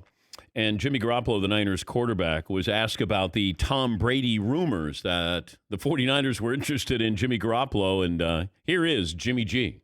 When all that was going on, you hear about it and things like that, but I really wasn't too worried. I'm always confident in my play, and, I know what I put out there this season and everything like that. So it's all about being confident, and, it's just part of the business. I've seen both sides of it, so I've been there. Let's bring in Mike Florio, Pro Football Talk co-host. If you're Jimmy G, would you be worried that, okay, they did a drive-by with Brady, but what's going to stop them from doing that again with maybe another quarterback at some point here? Yeah, Dan, the good news is he won the face-off with Tom Brady. Brady was interested in the 49ers. The 49ers evaluated Brady. They decided to stick with Jimmy G, but it's the shot across the bow. They're at the stage in the Garoppolo contract where they can walk away with minimal salary cap pain, minimal guaranteed money, and go on to someone else. And even though he played well in the Super Bowl, now there was a championship throw opportunity late in the game to Emmanuel Sanders, and he flat out missed him. But in the NFC Championship game, he was Bob Greasy. He had everything but the big giant glasses Greasy used to wear. He threw like 6 passes against the Packers. They don't need him to make that offense work.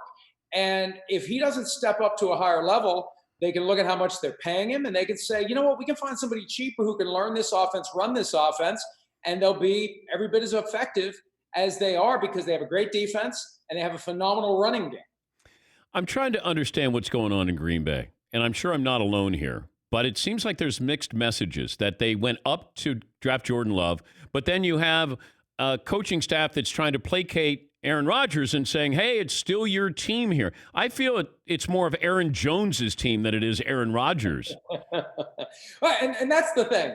No matter what any of us say about what's going on in Green Bay, they invited this distraction by trading up in round 1 to draft Jordan Love. This is a far cry from 2005 when Brett Favre had been talking about retirement for several years and the best quarterback on the board slid all the way down into the 20s, and the Packers decided, hey, we may as well take Aaron Rodgers. We don't know when Brett's going to leave. This is not a reach, but this is an affirmative move to go out and get the replacement for Aaron Rodgers. He should be upset. We've seen little flashes of it. We've heard things via Brett Favre that Aaron Rodgers had said to him, suggesting he wasn't happy about this. How can you be happy? You're 13-3. You almost make it to the Super Bowl. You're a few pieces away. And they go and draft your eventual replacement and then try to make it look like it's no big deal. Of course it's a big deal, and of course it's going to hover over the Packers until Jordan Love is gone or Aaron Rodgers is gone. Matthew Stafford had the false positive. His wife was very upset that the information got out there. But what would happen during the regular season if Matthew Stafford had a false positive here? Like I mean, we have to, like a Friday, and you're going to play a game on Sunday or whenever they're going to test them during the week, because we're going to have these situations coming up, I think, Mike.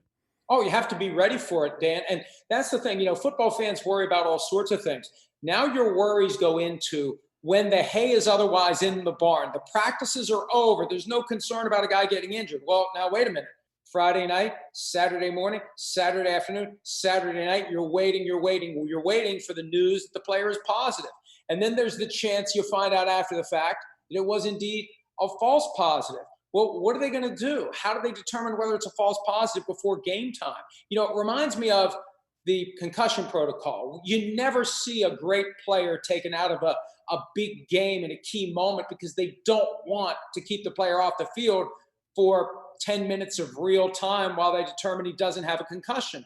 Well, that ship has sailed when it comes to COVID-19. If you're positive, if you're out, even if it turns out to be a false positive later, you weren't allowed to play in the game. And that is going to constantly hover, just like the possibility of false negatives, which I think is an even bigger problem. You have guys who truly have the virus. The test comes back negative. He's out there on the field at practice or at games, shedding the virus on other people, and there goes an outbreak. So this whole concept of false positives, false negatives, a big concern for the NFL. And with the number of guys who are being tested, it's going to happen. Who will decide if you can have fans in the stands with the NFL, from the commissioner to governors to teams, state by state? How's that work? State by state, county by county, city by city, whatever is permitted. Now, you don't even get to the point where you have a conversation about how many fans you're going to try to put in the stands if your locality won't allow it. And Dan, I think for the most part, it's going to be hard to justify anyone having fans. And if they do, what's it going to be? 20%? I think that's the capacity the New England Patriots are considering. I don't even know if it's enough people for it to be a home field advantage at that point. So we're not talking about much, but it is a team by team decision that is driven by what the local governments will allow. And I get the feeling if it was right now, we're not going to see many fans. The Las Vegas Raiders have already said they're not going to have any fans all year long. But I wonder, we've seen with NASCAR where they have some social distancing there. You may not have it once you're in the stadium, but it feels like you could have social distancing in some of these, like Texas. If you say, or Arizona, and you go, hey, we're going to put in 20,000 people in here. Right? And Texas and Arizona are two of the worst hotspots right now. That's the thing. It's all what you will tolerate, right? There's the portion of the country that takes it very seriously, and then there's the portion that's like, what the hell? It's no big deal. It's just the flu. And I feel like of all the sports, the NFL is at the end of the spectrum that takes it very, very, very seriously. And I think that makes it harder to justify putting a bunch of people into the stands. He's Mike Florio. He is the co-host of Pro Football Live with Chris Sims. You also have the opt-out decision that the deadline is tomorrow here. You know, we're always playing angles here. It feels like the agents are using this as leverage. There are players using this as leverage.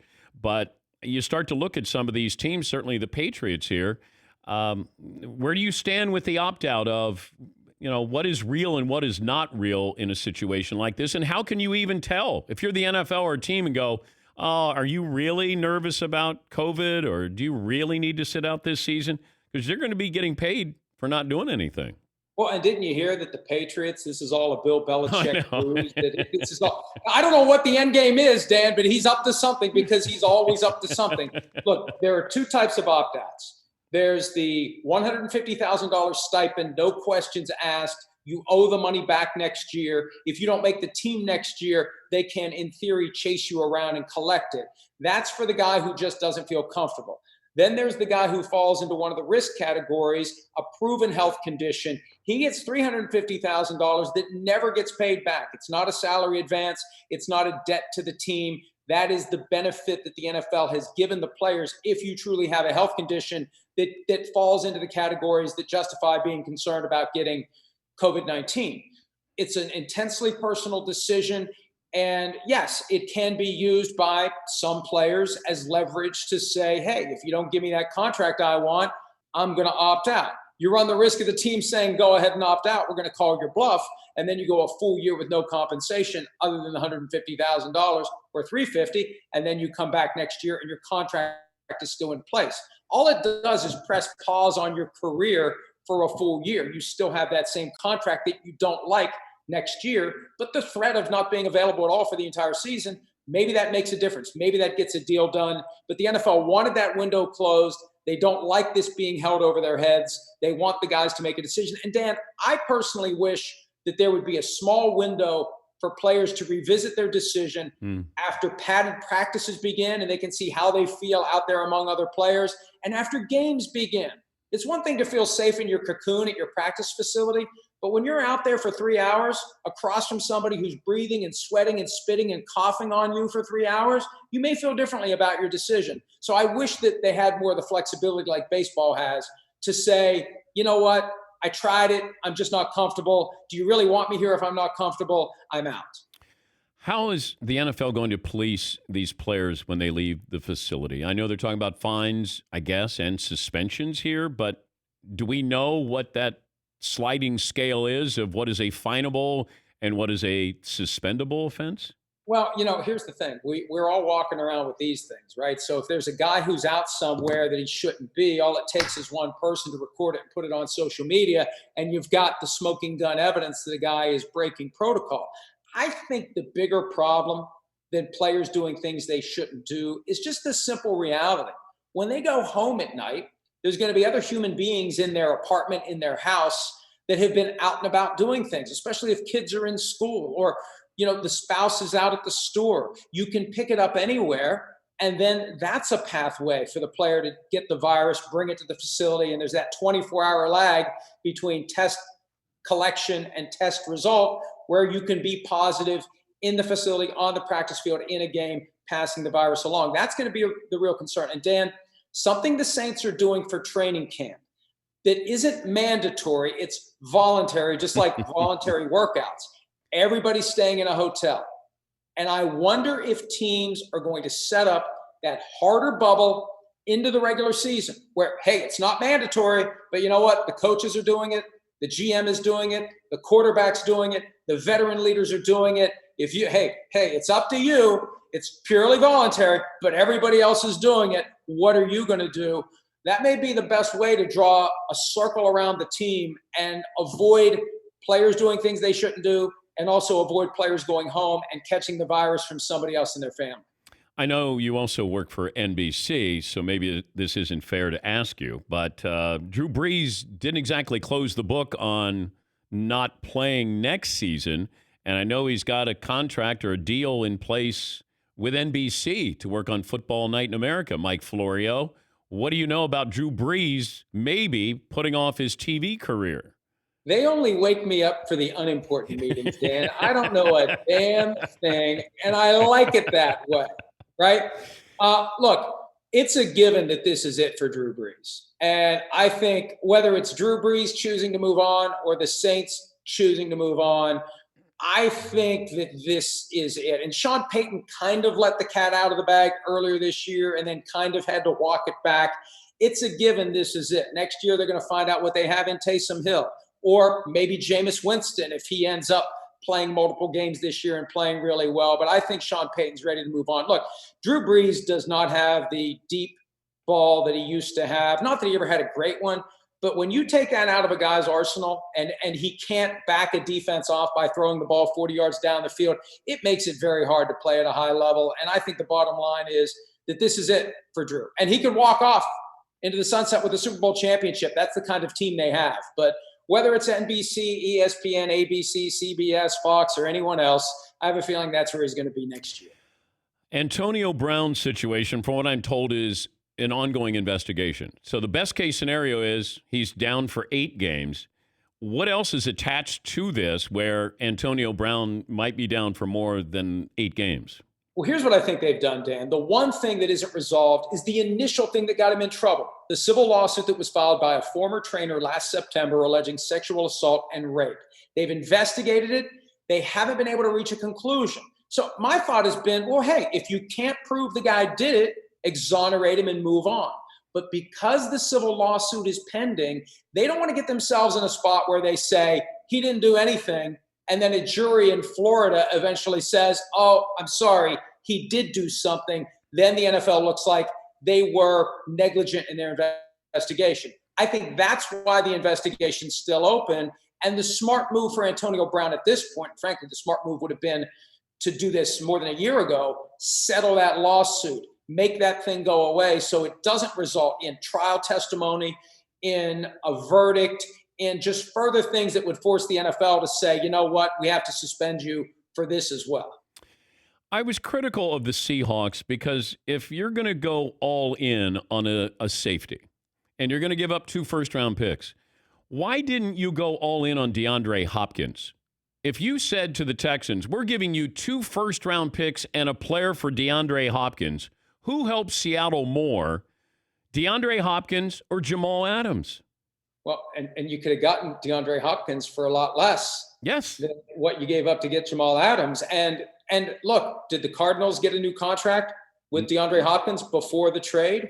Did the Seahawks get a new contract with Jamal Adams before the trade? I'm troubled by this trend now in the NFL, Dan, of going all in with multiple first-round picks for a guy who's still on his rookie contract and not getting him signed to a new deal. We saw what happened to the Texans with Laramie Tunsil. They had to give him $66 million over 3 years, $22 million a year, because he had all the leverage. Jalen Ramsey has all the leverage with the Rams. And now Jamal Adams is going to have all the leverage with the Seahawks because they've given up so much to get him. You get these deals done on the way through the door, but you're right. Look, Jamal Adams is a key player in their style of defense, and I think they're trying to balance out how much they put into the offense, how much they put into the defense.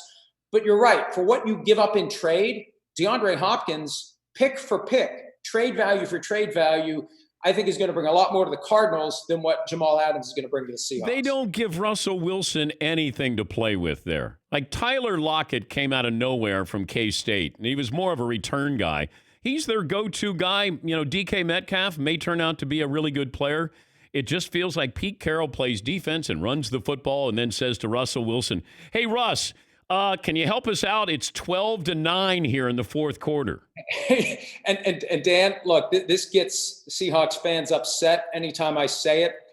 The Seahawks, I think, are getting closer and closer to a reckoning here. They're either going to have to get an offensive coordinator or a head coach who knows how to get the most out of Russell Wilson, or they're going to end up with a quarterback who wants to continue his career somewhere else. And I know that there are people in the league who believe that Russell Wilson will not go wire to wire, year one to year whatever with the Seahawks. Now, he wants to play until he's 45, so, the longer you go, the more likely you leave.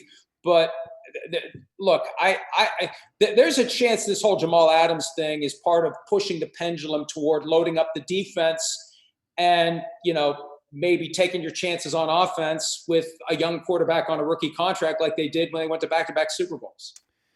Yeah, I think we're going to look back and history is going to prove that the Packers were negligent with Aaron Rodgers, with what they gave him, and the same thing with Seattle.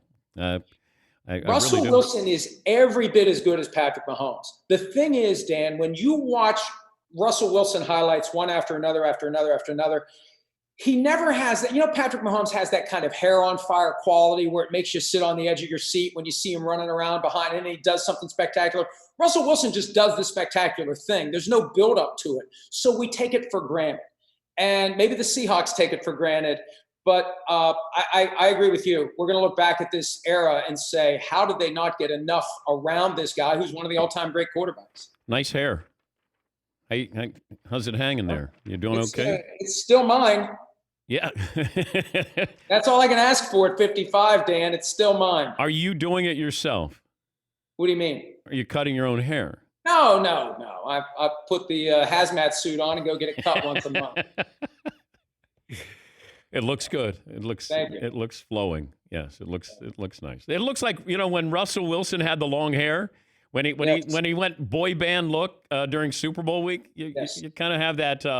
Who was the guy from Full House? John Stamos. Yeah. You got a Stamos. Dude. Yeah, I don't know. I think the gel I don't know what happens to the gel. It's in and then it's out, and I don't know. It might be the nicest compliment I've ever given you, Mike. I appreciate it very much, Dan. It may be the only compliment you've ever given. Thanks for joining us, Mike. Hey, pal. That's Mike Florio from Pro Football Talk. Your phone calls are next here on the Dan Patrick Show.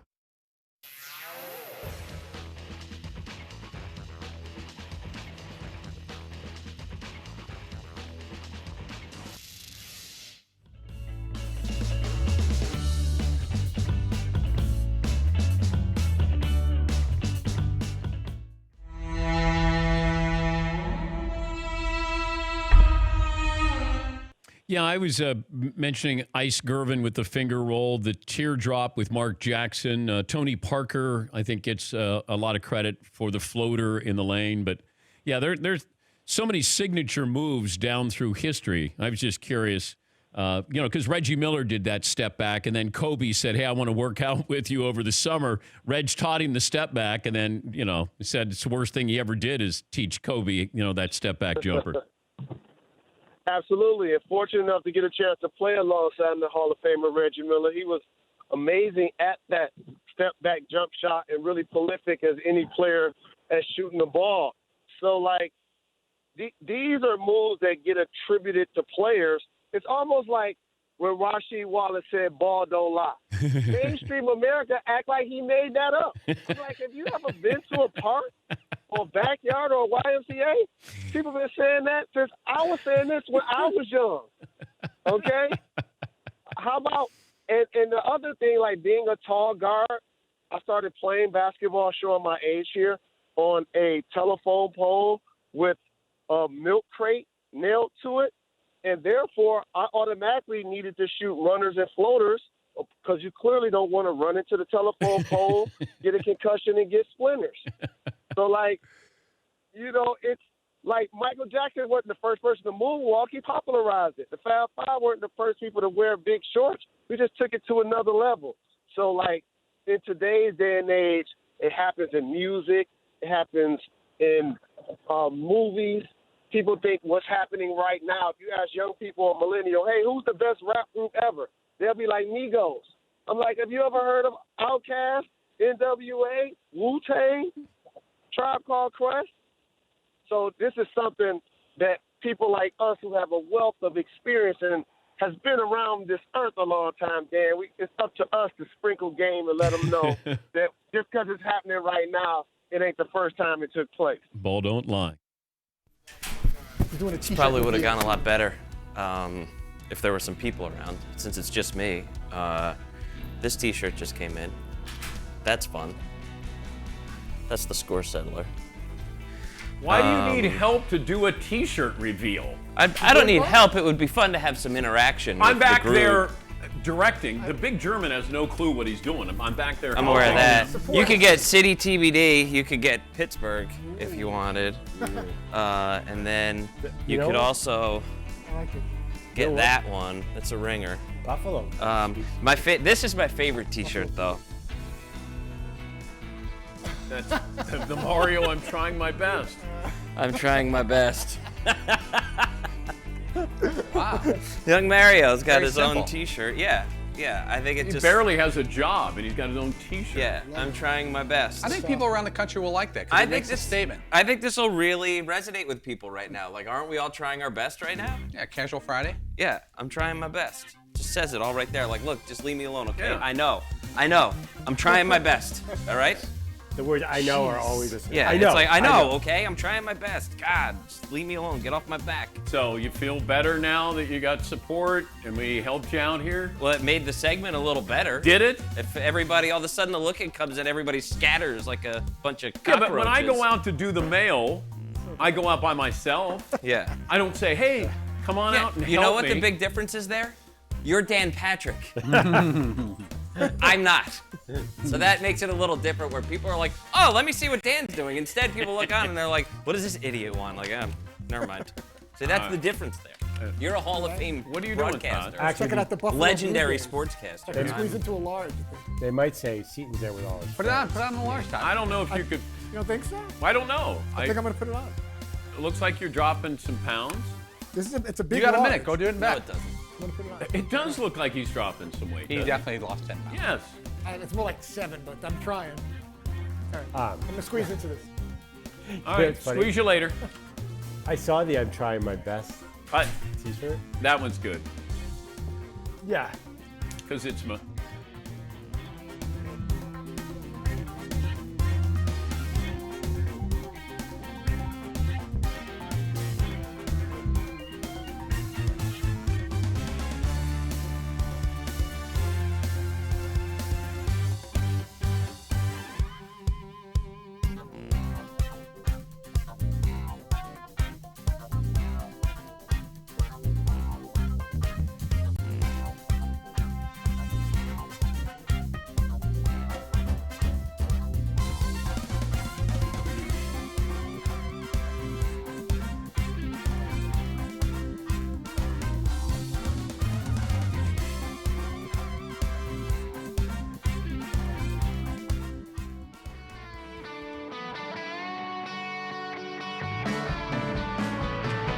I only got to see the highlights because we had a power outage yesterday after the storm.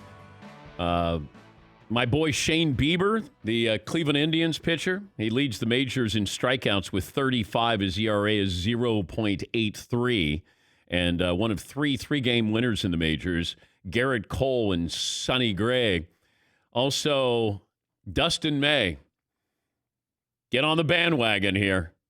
He's a sight because it looks like the back of his hair is giving birth to all of this red hair. And he threw a pitch, first inning, he threw a sinker 99 miles an hour. And, with the injuries that they've had, he wasn't expected to be a guy who would have 3 starts already for the Dodgers. But he's got some stuff, as the kids like to say. All right, some phone calls. Jimmy in Kentucky. Hi, Jimmy. Thanks for holding. What do you have for me today? And how you doing this morning, sir? Good, Jimmy. Good. 5'11", a fluffy 250. Always wanted to hear that. Lifelong fan, first-time caller, sir. Hey, I don't want to take too much of your time. I just really want to hear your thoughts on the feasibility of a football bubble. So, for example, could you see like the Power 5 splitting up into 5 different bubbles? The Big Ten takes it to Detroit or Indy, SEC in Atlanta, ACC in Orlando or Charlotte. Okay, but this is what you have to understand, Jimmy, and thanks for the phone call. The NBA, you might have a total of 30 people involved with the team. You're going to have 100 involved with the college football team, plus staff. And if I have 12 teams go into a bubble, you do the math, that's a lot of people in a bubble. And you're going to have a lot of people coming and going, daily practices there. It's not feasible. And certainly with this time frame, it's not feasible. Let's see. Thomas in Tennessee. Hi, Thomas. What do you have for me? Oh, thank you, and a long-time fan. I want to talk about the COVID-19 seating with the sports teams. Yep. It's a split, between revenue and safety. It's the catch, and it's hard. But if you think back the last several years with some of the NFL and MLB teams, they have already been practicing safe distancing, just looking at the people in the stands. All righty. Thank you, Thomas. And Mike Tyson ordered the salad. And he had a double Caesar salad. Evan in Virginia. Hi, Evan. Hey, good morning, Dan. Good to talk to you again. Just wanted to, it's really excited with the first major of the year starting tomorrow, and wanted to see if you would take Brooks Koepka for the three-peat or the field. And I was seeing if you guys are going to do your golfer drafts. Those are always great segments. I always take the field, Evan. I'm not sure if we'll have a draft tomorrow. I don't know if these guys have been following it during the pandemic, but I would take the field. Justin Thomas, Tiger says that he's geared up for this, although I don't know how healthy he is, that now all of a sudden he's healthier, but hopefully. And you got Justin Thomas, Rory, and Tiger as your featured group teeing off tomorrow. So that'll be great. But, yeah, I always take the field. Even with Tiger. But, 10 years, 12, 13 years ago, it was different. Because then you were saying, we'd always say that, Tiger of the field. And there were times where you go, Tiger. But so much can go wrong in a round. And there's so many quality golfers there. It's not like you're just facing 10 guys. You're facing, an entire field, and somebody gets hot, or you have a bad round and can come back and haunt you. Yes, Todd. I just put in my snug Buffalo Blue Jays shirt. What do you think? That looks good. A little snug. I don't know if that's worthy of interrupting me, but I apologize. Okay. You can stand up if you want. Show off the physique there. All right, looking good. Looking good. A little tight on the waist. Is that a shirt or a sausage casing? Oh. Wow. Whoa. Yeah, I don't know that's why. not necessary. Did I say this was said on? that out loud. Yeah. I think things. I didn't know I said Said things. it. The mic was on. Okay. Everybody heard it. All right. 2 hours in the books. One more to go here. Dan Patrick Show.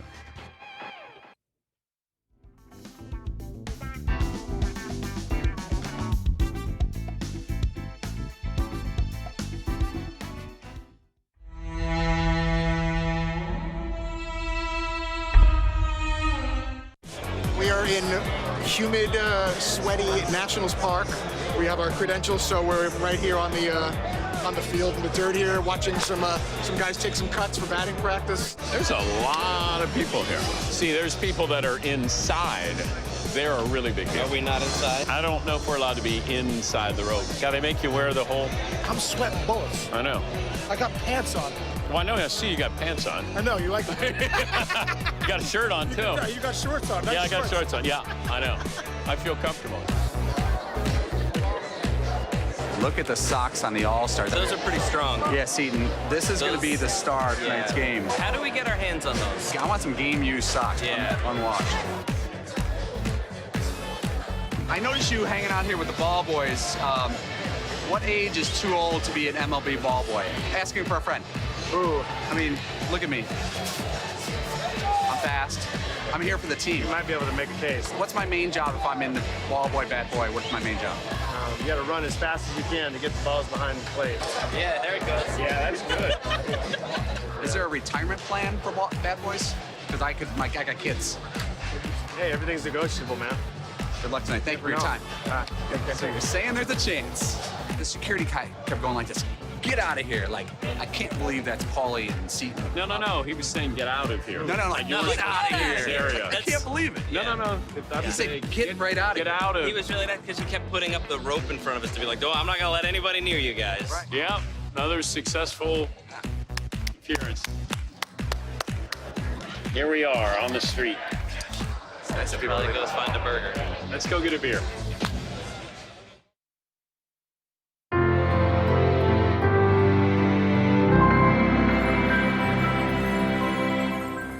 Good morning, everybody. I'm Mario, and today I'm truly trying my best. Even got a shirt. You can get one of these at shop.danpatrick.com. So we're still getting a bunch of reaction from Rick in Hawaii yesterday. We got a bunch of tweets, and there was like two extremes. We start off with Austin Peak. He said, "I thought it was a good story. That was part of the humor. The champ just ate the salad." If you thought that was humorous, Austin, I don't want to know what kind of comedy you're listening to. The other extreme was socially distanced Boss Hog. He said, "Worst story I've ever heard, or at least top 10. It wasn't the worst story I've ever heard, but it certainly wasn't noteworthy. Going forward, we got Tim LaBelle. He said, "I misread subpar as super, and long story short, I'm never getting those 3 minutes back." That's a good use of long story short. He went 5 words after saying long story short. It's a good use, Tim. Next up, we got Brian Bonnell. Think about how many times he's been at a bar or at a family function and said, "Boy, do I have a story for you." I feel bad for his family members if that's the case. And the final one was Old Man Rivers. New thing on the DP show should be double Caesar salad equals horribly long story with disappointing ending. I'll workshop that and pass that along to the guys. I'm Mario, and that was me trying my best.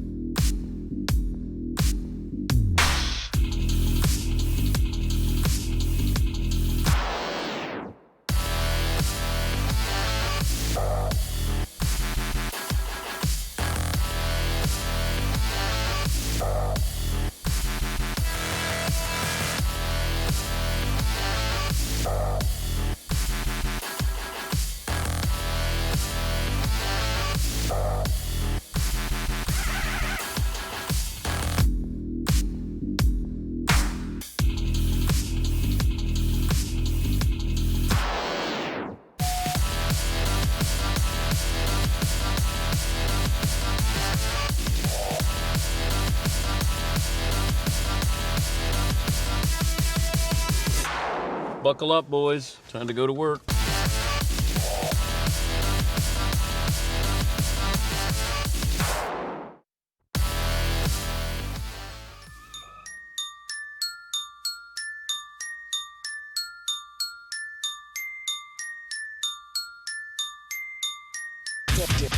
Dan Patrick. Welcome to the Dan Patrick Show, bringing you the best in sports talk and covering the topics you care about. The bubble appears to be working for now. No, not that one.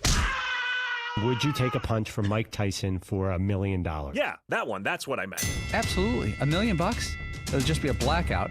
Then a couple hours later, you wake up and you go boat shopping. I mean, yeah, you're going to have a broken orbital bone or, ear damage and hearing damage permanent, but $1 million for zero work. I'd rather be able to not have a boat and just have a normal life than to have a boat and me talking like that. Nobody can hear you mumbling over the waves. Broadcasting from the Mercedes Man Cave. This is Dan Patrick. Final hour this Wednesday, Dan and the Danettes Dan Patrick Show. Glad to have you on board. Got a poll question. I think we're changing it because it was a runaway winner. Oh, yeah.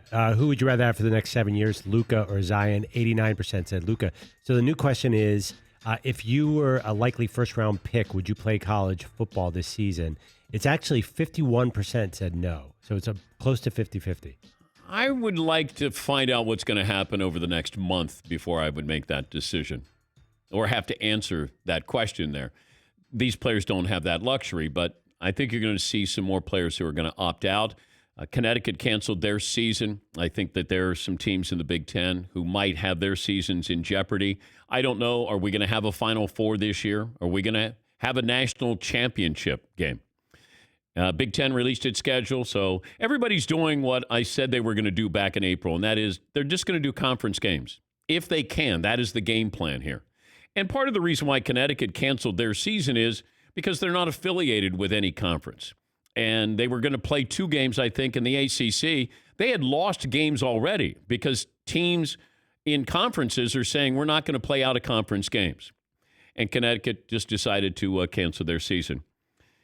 But I think you're going to see smaller schools, announce that they're going to play in the spring. I don't think the Ivy League is going to be the outlier. I think they're going to have other smaller schools, maybe not the FBS schools, but you're going to have smaller schools who are going to do the same thing. 877-3DP-SHOW. Email address, dp@danpatrick.com. Twitter handle with DP Show. Say good morning to Chat Row. Those watching on youtube.com/The Dan Patrick Show. And 362 radio affiliates around the country carrying the Dan Patrick Show. Talked a lot of basketball in the first hour. Watched just the highlights. There was a power outage on the East Coast, so still waiting to get power back at our homes, but we have it here in the Man Cave. And I was watching Luka Doncic and the Mavs against Sacramento. That was fun to watch. And, Luka might have that team in the 4th spot when the playoffs start. And it's a great race for that final spot. The 8th spot in the West is really spicy here because you start to look at Dallas is in, obviously. Oklahoma City plays the Lakers tonight. Utah, Rockets, Nuggets, Clippers, and the Lakers. Clippers lost last night at the buzzer to the Suns. Memphis is holding on for dear life for the 8th spot, followed by the Blazers. San Antonio's playing well. The Pelicans are still in there, and the Phoenix Suns. So it's been a nice race here because we wanted to have some value to the regular season, and it's been fun just to watch these teams trying to get in. The Lakers, of course, have nothing left to play for. I'm curious what happens tonight in this game against Oklahoma City. How much do LeBron and Anthony Davis play? I would lean towards having them play a little bit more because I want to make sure that they are in shape, ready to go, playoff ready once the playoffs start, because the team they're going to face in the opening round is going to have to scratch and claw its way into that 8th spot. And they're going to be already playing playoff basketball. They're not going to be as good as the Lakers, but they could catch them off guard at least that first game. Yeah, Paulie. The other day when I was thinking about this, I thought the Lakers had opportunity to give their guys 2 or 3 nights rest, but they basically had 3 months rest. You're saying hit the gas and tighten it up. I don't want them playing 35, but I do want them playing at least 25 minutes. I just think keeping fresh here, keep moving here. That would be my approach. Now, I don't know if there's anybody having injuries that they're nursing. I don't think they can be tired, but I want them to be ready to go once the playoffs start. Yeah, McLovin. I was watching the Nets against the Bucks, and Giannis played the first half, and some guy that the Nets just signed wrestled Giannis to the ground. Yeah. Is that a fear that you're playing against guys who are sort of borderline guys who wouldn't normally be there, that it's a little dangerous for LeBron and Giannis? Well, I don't know. I mean, the Nets, that's certainly an anomaly because they're lucky that they even fielded a team. And to go in there, and look, the Bucks had nothing to play for. And, the Nets were 18.5-point underdogs. How does Vegas not recognize that? Because that's one of the biggest upsets in NBA history, at least the last 30 years, I think, as far as the point spreads go. The Nets don't have anybody. What about your boy, what is it, Luwawa Cabarrou? TLC. They can't say his name. Timothy Luwawa Cabarrou. Yeah. He dropped 24 last night. That's your guy. Yeah. TLC is the only thing they call him. Yeah, they beat the Wizards the game before, who were also like a G League team. Yeah, the Wizards and Nets shouldn't be in there.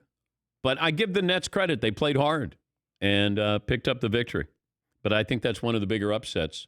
I don't know how many people were taking the Bucks over the Nets last night. I don't know how much action was on that game, but I know the Nets players were like, oh, nobody gave us a chance. Yeah, we didn't. Yeah, McLovin. Paulie and I were over the roof about Jamal Crawford's 5 minutes. Oh, I felt terrible. I love Jamal Crawford. He's a guy who never made an All-Star, 6th man of the year a couple of times, and he can score. He came out of Michigan. Everything about him is, I can identify with. He likes to shoot. But I think a hamstring injury, and he was playing well, and it's a nice little story. But Jamal went down last night. That was uncomfortable to watch there. Lou Williams gave us an update on his trip to Magic City. I don't know if you want to hear more details on Lululemon, but here is Lou Williams talking about the visit to Magic City, where the wings are great. In hindsight, I think as far as a public safety issue goes, I probably could have made a better quality decision. I was a little naive in that aspect. I went somewhere after a viewing of somebody I considered a mentor, somebody that I looked up to, first black man that I've seen with legal money in my life. And the funeral home was a couple blocks away from one of my favorite restaurants. It's been documented how much I talk about this place, how much I eat there. And so I just did something that was routine for me. I frequent that place at that time of day, 5:30, 6 o'clock in the afternoon. At the time, I thought I was making a responsible decision. After looking back on it, with everything going on in the world and the pandemic, maybe it wasn't the best quality decision. So, I chalk it up as that, take my L and keep moving. Yeah. You can take out the word probably. It was a bad decision there. Just go and get the takeout. Because remember, that's what we were told. You're just going for the takeout, and then all of a sudden, some investigative reporter talked to one of the dancers and said, did anybody give Lou a lap dance? Oh, yeah, we did. And I went, okay. And I feel bad for him because he was leaving for, a family emergency here. And, that got hijacked because he went to Magic City, where the wings are great. Well documented. Yeah. It's well documented. There's documents out there that can find out about Lou Williams' love of those wings. Yes, you got to love those wings. Damian Lillard of the Blazers was talking about the greatness of Carmelo Anthony. I have some people say, do you owe Carmelo Anthony an apology? And I went, why?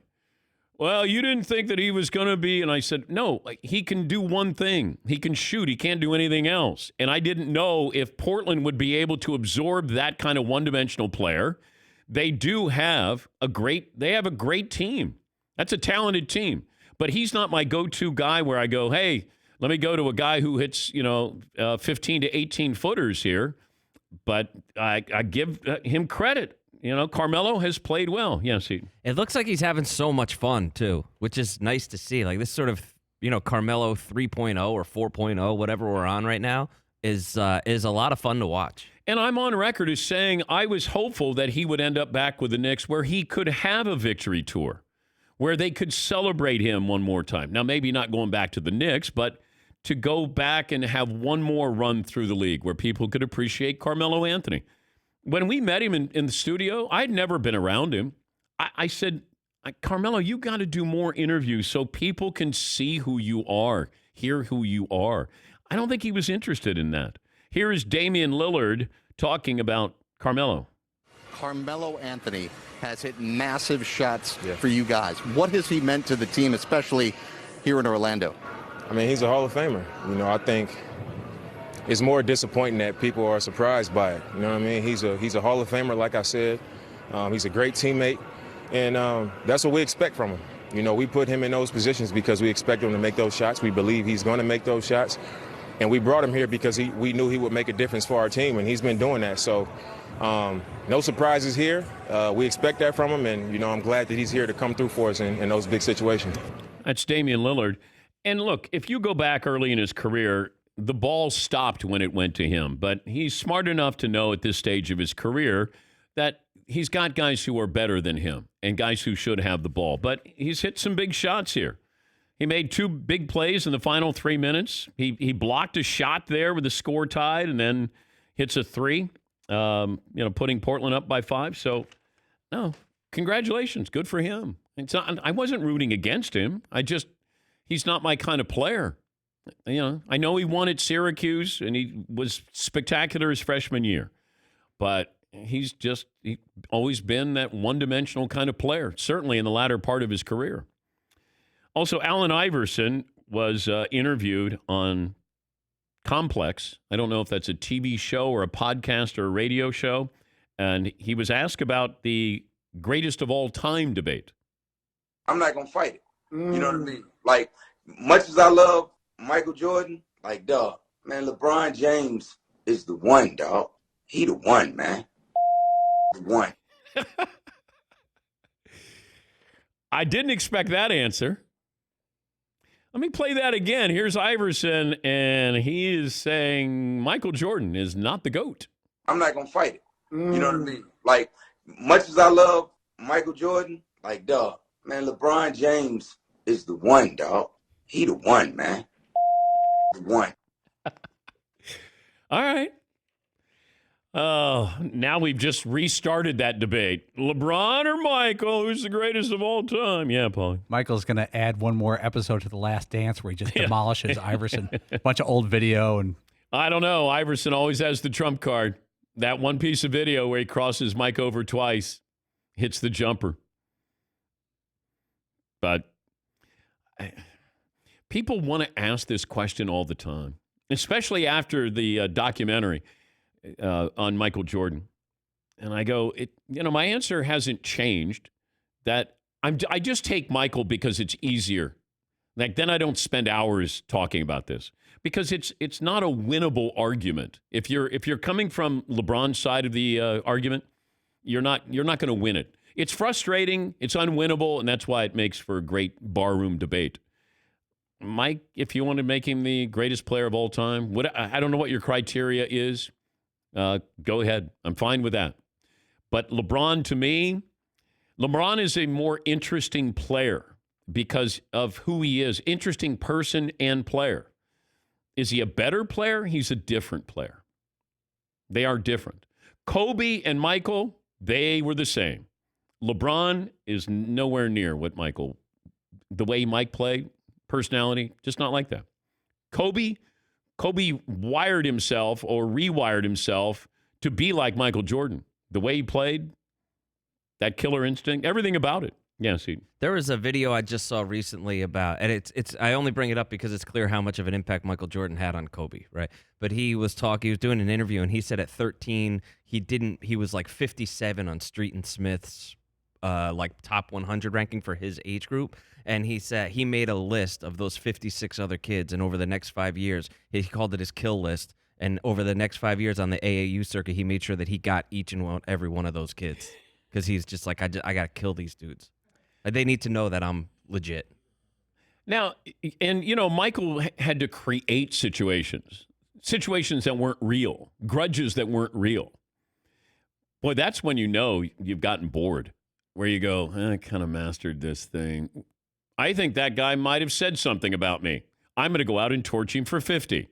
And then poor LeBradford Smith goes, I didn't say anything. Well, somebody told me that maybe you said something here. Jesse in Los Angeles on the program. Hi, Jess. What do you have for me today? Hey, Pete. Hey. Hey, I wanted to comment on Luka and also had an NBA prediction of yours that I believe is now going to come true. If that's okay. All right. All right. So I watched Luka dismantle my Sacramento Kings last night, and I got to tell the shark guy in the back who was bashing him earlier to stay in his lane on this because Luka's stat line from last night is something only, like you said, Kareem's done, Wilt's done, and Elgin Baylor have done, and it's not some inflated four-letter like network Zion stat. So that's what I'm going to say to him. But on the prediction of yours, I believe is going to come true. The NBA has seen the intensity and the quality of these games in the bubble, and it's awesome. And because of that, I see your prediction of teams that are out of the playoff run now playing for something like the number one draft pick by accumulating wins instead of losses and, avoiding tanking to come true. Yeah. Thank you, Jesse. Yes, Shark Guy. Well, I mean, just all the rings with Elgin Baylor and Wilt Chamberlain. I mean, that's a great example. Wow. God forbid he brings up Bill Russell or Michael Jordan. Wow.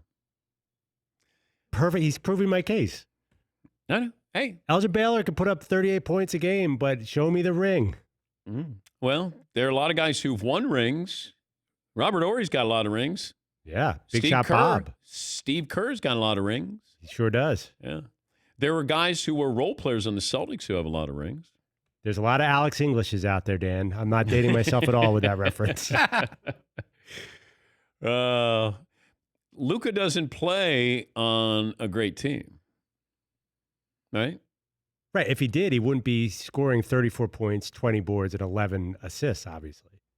Because you'd have to share all those stats. Yeah. But then he would be greater because his team was winning, but his numbers aren't as great, according to you. Yes. Okay. I mean, eventually he's going to have some talent there, right? Unless you think Porzingis can be that guy. Well, you need a little bit more. I mean, Porzingis is, he's the unicorn out there. But, they got other players, Tim Hardaway Jr. Don't they have some guy named Finney on that team? I mean, come on. You got J.J. Barea. He's starting. They don't have a good team. Is that like J.J. Barea's son is starting? No, like the guy from the finals like years ago? J.J. Barea is still on the Mavs. He's probably 35, isn't he? How old is J.J. Barea? 36. 36. All right. Oh, wow, that is not a great start. No, so you have to look around and go, Luka has to do more. You're not giving him credit for doing more. You're taking away credit because he's a ball hog and he should be putting up these kind of numbers. That's the feeling I always get when you talk about Luka. Yes. I mean, he's on not a great team, so he's got to just accumulate numbers. Yeah, so instead of saying, wow, he's got his team in a position, maybe they're the 4th seed in the West. We'll see. I mean, they don't look great in the bubble. You have to admit that they go overtime with the Kings and lose their other 2 games. I don't think that they're a great team. I don't think they're a very good team. At times, they're a good team. Yeah, Paul. Mavs lead the league in obscure guys with hyphenated names. Michael Kidd-Gilchrist, Willie Cauley-Stein, Dorian Finney-Smith. Just saw this from David Pollack from the Mothership, the former NFL player. I don't see the UConn decision meaning anything to the main teams in college football. They folded because they would lose a ton of money. Others will play to make sure they don't lose money. Well, also, you got to factor in that nobody wanted to play Connecticut because they only wanted to play teams in their own conference. So UConn was a team that was looking for opponents. These teams are getting boxed out here.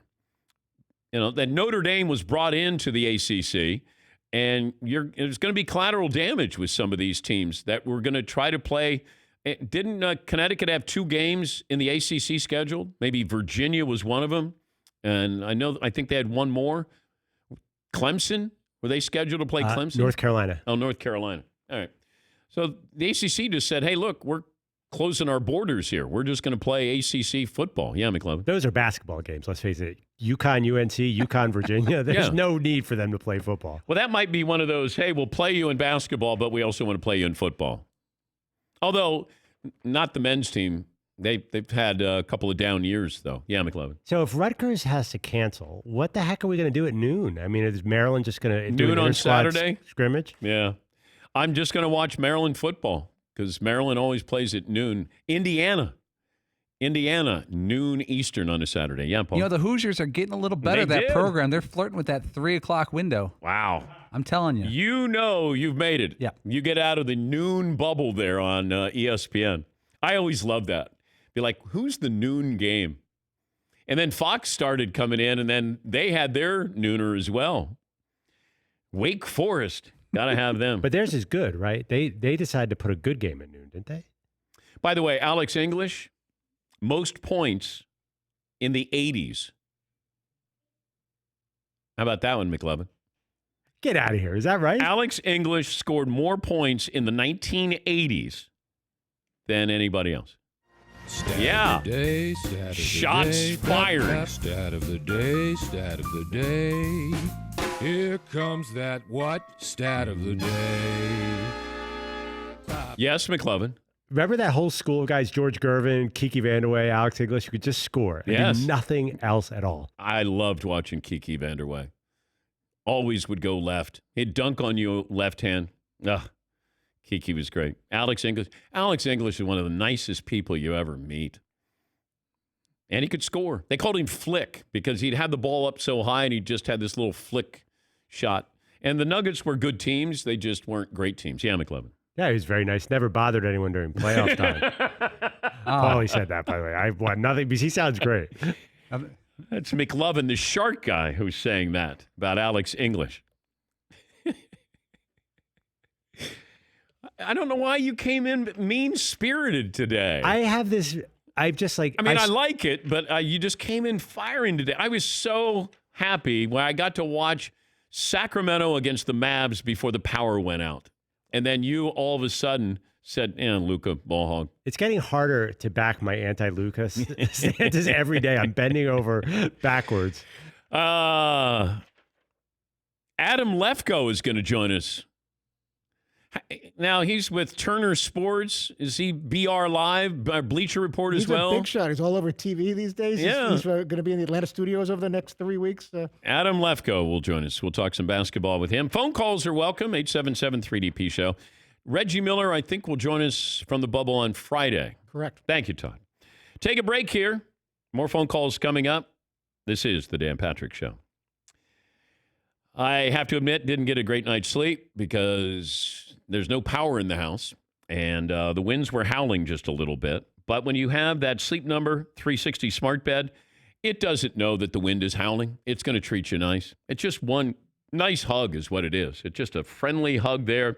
Proven quality sleep is life-changing sleep with the Sleep Number 360 smart bed. Right now, limited time, save up to $500 on the select smart beds. Shop your way. You can go to a Sleep Number store or online. Go to danpatrick.com.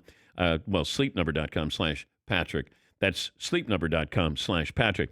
And they have all kinds of tips for you. You're going to find out your sleep number as well. Mine's 75. They also have Sleep IQ technology, and that will tell you about how you slept the night before, and then you can make changes there. But they have tips saying, don't drink caffeine past 3 o'clock in the afternoon. Get ready. Almost you kind of ease into that sleep mode. Sleep prepares you, be more balanced emotionally. Todd, you could use a little more sleep. That explains a lot of things. Yes, it does. But save up to $500 on select smart beds right now. Sleepnumber.com/Patrick.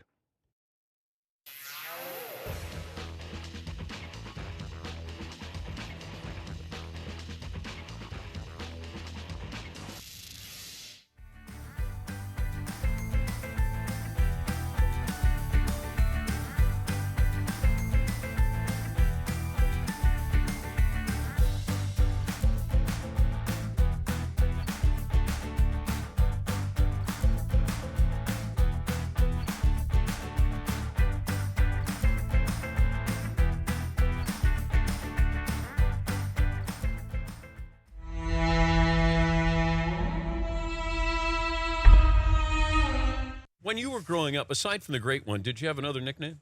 Gretz. Oh, okay. When I played junior hockey, I was 14 years old.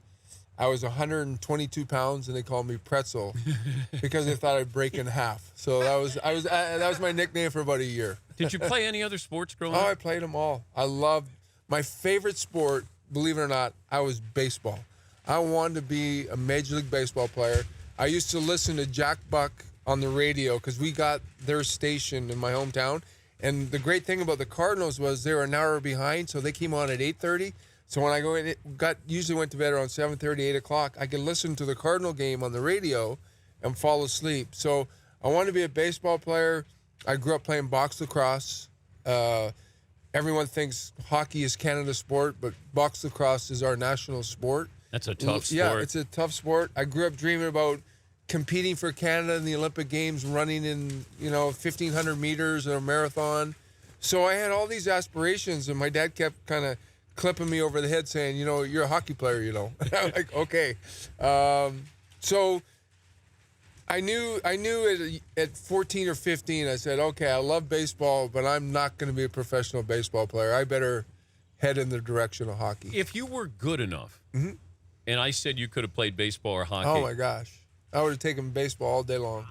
I would have loved to have been the shortstop for the Detroit Tigers.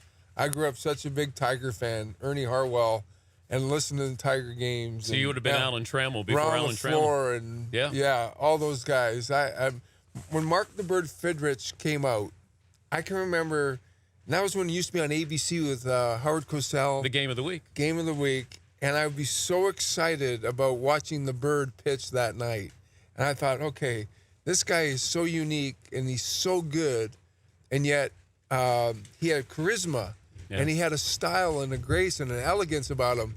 I one time remember an interview, Howard Cosell was bragging to the Yankee players, Thurman Munson and Reggie Jackson, all the guys who were on that team. And they said, Mark the Bird Fidrich said he's going to mow you guys down. And they were like cutting him up, which was normal. He's a young kid. And they went back to Mark Fidrich and said, these guys said this about you. And he goes, who are those guys? He had no idea who was on the team. He knew it was the New York Yankees. And I always thought that was so fascinating.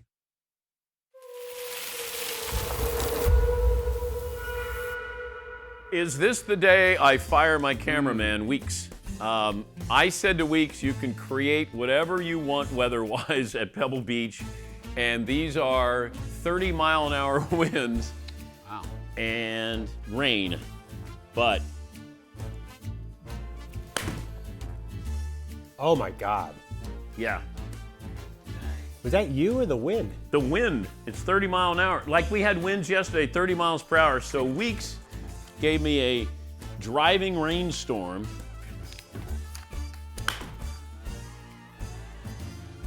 Started right, and you landed. Look at that. It's really going to be hard to fire Weeks today.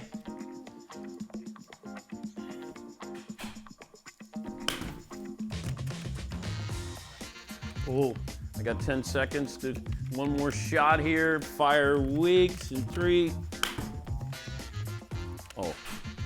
Oh, that one didn't even move. Yeah. That's. Come on.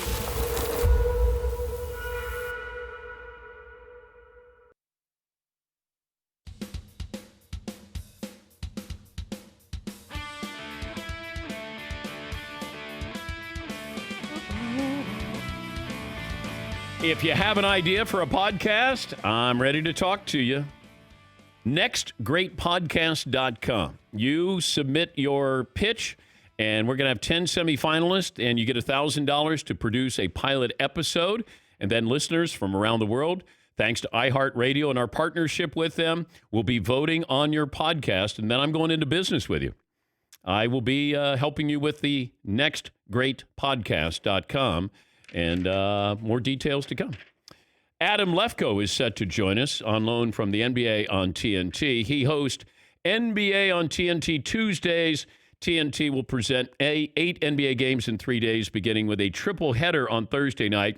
Bucks Heat, Clippers Mavs, Lakers Rockets. Coverage begins at 4 Eastern. And Lefkoe joins us now. We've been having a debate. McLovin has been so down on Luka Doncic. Such a hater. I know, and I don't understand this because I think we've almost taken for granted that Luka puts in a night of 34, 20, and 12, and it's not headline worthy. Is he a great player? Oh, I look at how great players talk about young players as my barometer of greatness, because great players do not like to call young players great. They like to say that it's easier for them or the style of the game benefits them. He has Kristaps Porzingis, and then it's Seth Curry, Tim Hardaway Jr. Like, who else is there to get these assists to? And I think Luka, the way he controls the pace of the game, his shot, his physicality, the growth he made from year 1 to year 2, I think he's just a hater. I think there's jealousy of the base tan that Luka has gotten in Orlando because we know that there's a little bit of pastiness in the studio right now. McLovin? Well, first of all, Adam, like me, is a Philly guy, and we're born to be cynical and not trust these guys. That's and he's true. ready to jump all over this bandwagon. I mean, if both these guys, if Zion and Luka were on the open market right now. Luka. Okay. To me, I like shooters. Yeah. Like I would go Shai Gilgeous-Alexander over Ja Morant. And I know like that's crazy, but I like guys that are not getting hurt all the time. I like guys that have range because they're the guys whose career can last longer. Eventually that explosion. And look, Zion is going to be generational. Ja Morant is one of my favorite players to watch. But the guys that have range, the guys that understand pace, maybe it's because they're also in years 2 and 3 and they understand stop and start and change a direction. And I'm sure that can come because, man, I saw some plays from Zion at the end of the game the other day that were unbelievable. But Luka, to me, is a game that can last for a decade and a half. Zion, I still have concerns. Would you take Shai Gilgeous-Alexander over Zion? No. Okay. Because Zion, I think in the NBA, it's like I look at Giannis and how he went, I think, pick 15, or Michael Porter Jr. going where he went. In the NBA, I want to take risks on the guys that can be franchise-changing players. And I think Zion has that ability. Luka has that. I don't know about Shai yet. Should the Lakers, what's the approach for the Lakers now? You have the number 1 seed in the West, this game against Oklahoma City tonight. What would you do if you're Frank Vogel with your stars? I think you need to keep them going because it's been very interesting to watch the impact of starting out of nowhere with these guys. Jamal Crawford's the perfect example. 6 minutes, hamstring. I heard Stan Van Gundy saying this before, where he actually thought that teams would rest players early and get them worked up till later, but there's no home court advantage, Dan. Yeah. So like if you come in off rest and you lose 1 or 2, it's not like we're going back to Staples Center and we're going to have that advantage. So for me, I would rather. I don't know if you do what the Bucks did yesterday, where you give Giannis 16 and they play 13 guys at 14 minutes or more. But I want LeBron's wheels to be turning. I want my main guys ready. And I also think you have to figure out your rotation. What is your 7? What is your 8? Yeah, I'm with you on that. I want LeBron playing maybe 25 minutes, Anthony Davis, because my point is they're going to face somebody in the opening round who had to crawl and scratch their way in. And if it's Portland or one of these other dangerous teams, they're already playing playoff basketball. I just want you as close to that as possible. And that's now why if he gets 25, Dan, and then let's say it's the 4th quarter and it's like, oh, we need LeBron, I wouldn't put him in there. No. Like you've locked up the 1, let your reserves, let Caruso, let Kentavious Caldwell-Pope, let them get those valuable clutch time minutes because you never know when they're going to need it. But like Zion for the Pelicans, he needs to come in for those last 3 minutes because we're trying to get a playoff seed. That's what I didn't understand, that they would have had that win against Utah. If you're on a minutes limit or restriction, I want you playing valuable. Does it matter when you have those minutes? It does to me. If I can save you for the final 4 minutes of the game, even if the game's a blowout, I'm still going to have you in there if all we're doing is playing 15 minutes. All 6 teams that are fighting for that 8 seed are now within 4 games, which was our metric to see who's going to play in the play-in game. And when that Pelicans game, that very first one, and Alvin Gentry came off and said, you need to understand statistics.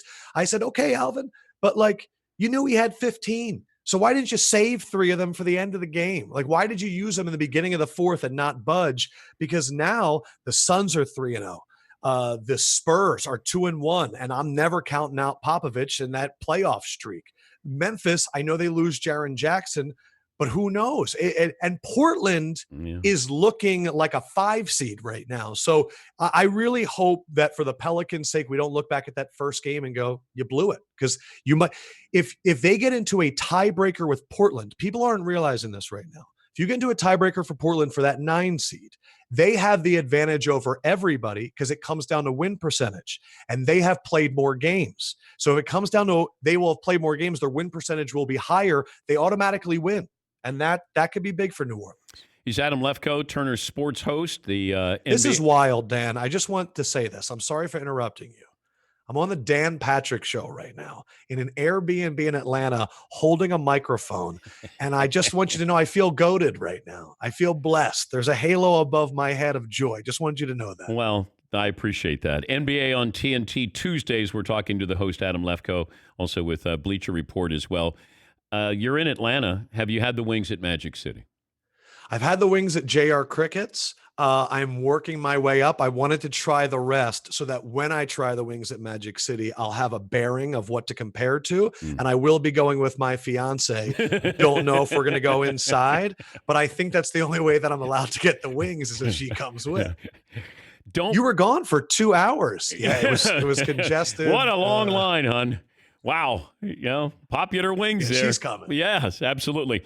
If I gave you the Lakers or the field in the West? I'm taking the field because I still like the Clippers. I know that, Devin Booker hit that shot, but I still think that it's going to come down to, can Anthony Davis drop 40 every game against the Clippers? And for me, I look at Paul and Kawhi, and Beverly is still getting back in. Lou Will, Montrezl Harrell is not there right now, and that game came down to the wire, that Clippers-Lakers first game. I think that I still have my doubts on Denver, but I do think it's interesting that they've been doing this without Jamal Murray, without Gary Harris, and now with Bol and Michael Porter Jr., what could that bring? And then you look at teams like the Blazers and the Mavericks. The West to me is so deep that I agree with what you were saying earlier with the golfers. Anytime I can get the field, I'm going to take the field just based on odds. Yeah, I'm trying to figure this out when, you start to handicap this. And I don't know if Anthony Davis has as much pressure on him as he should, because this is his moment now. He will. And Paul George is the same thing. I'm waiting for Paul George to reappear. We know what Kawhi does in the postseason, but I'm waiting for Paul George to be great again. And Anthony Davis, you toiled in New Orleans. Now this is really your team. I mean, you should be the star of this team. Me, D Wade, and Candace Parker were talking about this. And I was going, Anthony Davis is going to be the one that explodes. And both of them immediately said, we haven't seen it yet. And until you're there, we don't know how it's going to be in a Game 7 in a Western Conference Finals. Yeah. And again, I like to listen to people that have been in Game 7s before. And they said, look, he's a phenomenal player and we have faith in him, but LeBron is going to need him to be that guy. Because when LeBron has played the 20 playoff games and he's worn down a little bit, it's even going to be more on Anthony Davis. But I agree with you. I think Paul George is the guy that everyone's forgetting. When he signed with the Clippers, that's when everybody said they're a title contender. And we're going to need those big shots. But yeah, that Devin Booker shot was incredible. I'm still leaning Clippers. I just am at the depth of the amount of guys that they can throw at LeBron and tire him out. Before I let you go, let me get your opinion on this. This is Allen Iverson on Complex talking about the greatest of all time. I'm not going to fight it. You know what I mean? Like, much as I love Michael Jordan, like, dog, man, LeBron James is the one, dog. He the one, man. The one. How much does him saying dog like that at the end give more validity to that argument? Yeah. Like, he says it in a way in which you're like, I mean, that has to be the truth. He said it like, we need to finally come out and admit it. Like, there's been this conspiracy of holding it down. I think it's interesting because I always love to make the argument that Allen Iverson was the pound for pound GOAT, because it's always nice to weigh our greatest players of all time. I've also been the guy that said Kareem. I've also been the guy that said, if we were playing against aliens, I'm putting Shaq out there first. But I think also coming off of The Last Dance and coming off of 6 MVPs or 6 finals MVPs and what he did, I'm still going Jordan. But again, that's the thing. Forget the media votes. Let's get next year, 75th year of the NBA. Let's get those 75 guys to vote. It's an odd number. We're going to come up with a winner. I think that should settle it, and then we'll do it again in 25 years for the 100th. I think players are afraid to still say anything negative about Jordan. Even guys who, you not on the floor with him, not involved with him, there's a fear factor with that. That's why I thought when LeBron did his video after his last finals win, where he said, that's when I became the greatest of all time. For LeBron to say that, I thought was very interesting. But yeah, when you watch Jordan, and I just heard talking about the kill list, or Jordan's over there at his Hall of Fame speech, bringing up the dude that beat him out for because everybody wants to hang out with Jordan. And so they're afraid if they ever say anything, they're not going to get invited to the cigar lounge or his incredible golf course in Florida.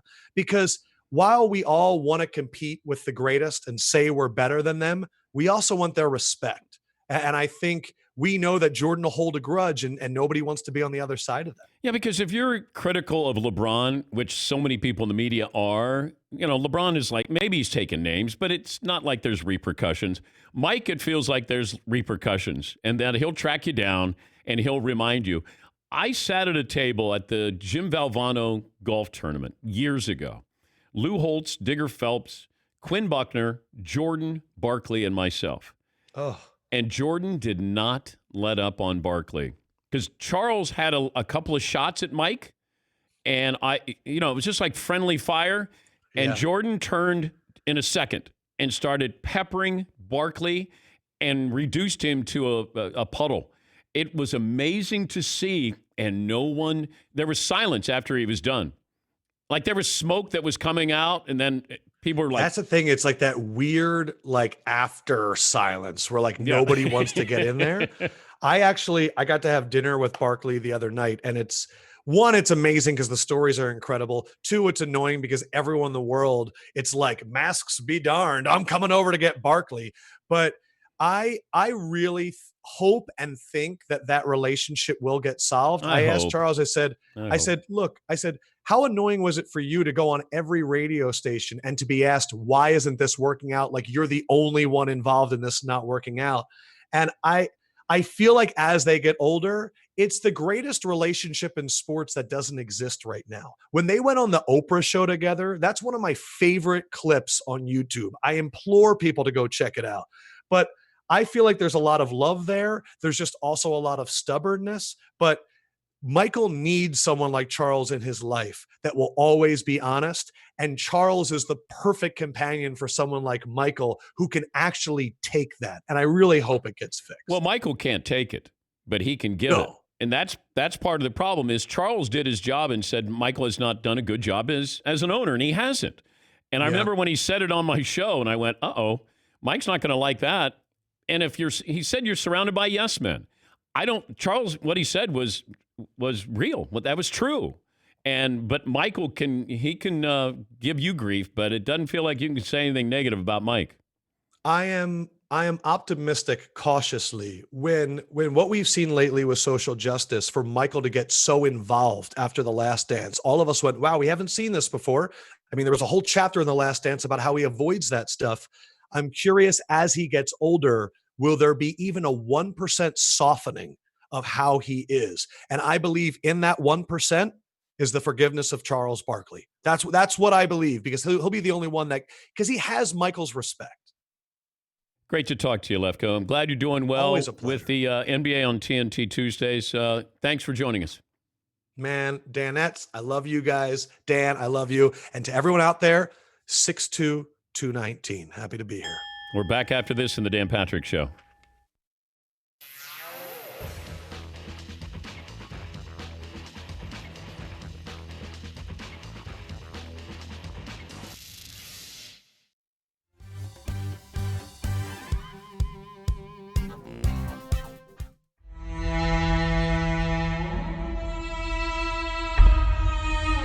Yes, Paulie. We have a major I-team report ready to go when you say it's good. I'm ready to go right now.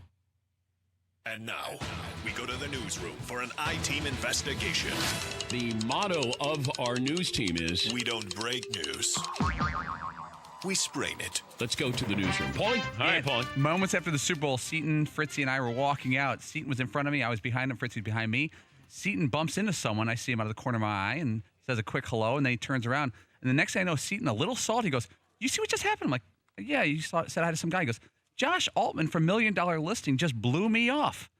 And now on the phone, Dan, is good friend of the show, Josh Altman, $1 Million Listing LA, to respond. Oh, hey, big time. What's happening? Yeah. Hey, Josh. All right, I have an explanation. I'm sitting in front of my computer, and a Google alert pops up, and I see you guys talking about me in not such a good way, so I have to say my piece, okay? Okay, go ahead. You got your rebuttal. All right, here we go. Okay. It's -5 out. All right. I'm in Minnesota. My Patriots, born and raised Newton boy, Boston, Massachusetts, they lose. Yeah. Clearly, I'm not in a good mood. Okay. Nobody in that stadium who's a Patriots fan is in a good mood. I am always very nice and take pictures with everybody. Mm-hmm. I'm trying to figure out how to beat the crowd out of the stadium so I don't have to walk outside in the -5 degrees. So I'm rushing around with my brother. All I hear is, blah, blah, blah, Dan Patrick. So I'm thinking it's one of your fans, Dan. So I turn around and say, hey, and I keep walking. I had no idea it was one of your guys. Otherwise, I would have stopped, give him $1 million hug, and even spoken to him for 2 to 3 more seconds. And then I would have ran. Seton, you want to have a chance to rebut the rebuttal? No, it's fine. All of that makes sense. I mean, it wasn't -5 in the stadium, but I do understand trying to beat the rush of the crowd, and I put in my place, no problem. Totally understand that sometimes you can't address big-time stars in those moments. Why is it, Josh, why is it Giselle, Tom Brady's wife, had more time to say hello to people after losing, including Philadelphia Eagle players, and you didn't have time to say hello to little Seton O'Connor? All right, let me ask you. If you guys were there, did you walk in the skywalk afterwards? Oh, dude, it took like, no joke, it took about 45 minutes just to get out of the stadium. It was hell. Right. So that's what I was trying to avoid, because I knew otherwise I would have gone outside. My blood is super thin now that I've been in LA for 15 years. I can't survive in that type of weather. So it was really a do or die moment. So we can turn it around and say he was actually trying to kill me by stopping me. How painful was that loss? It was, you know what? Look, it was super painful. The Eagles deserved it. It is what it is. But it was painful, especially when you fly in and you experience the whole weekend and you're expecting what you've done the last couple times you've gone to the Super Bowl. It just hurts. It hurts.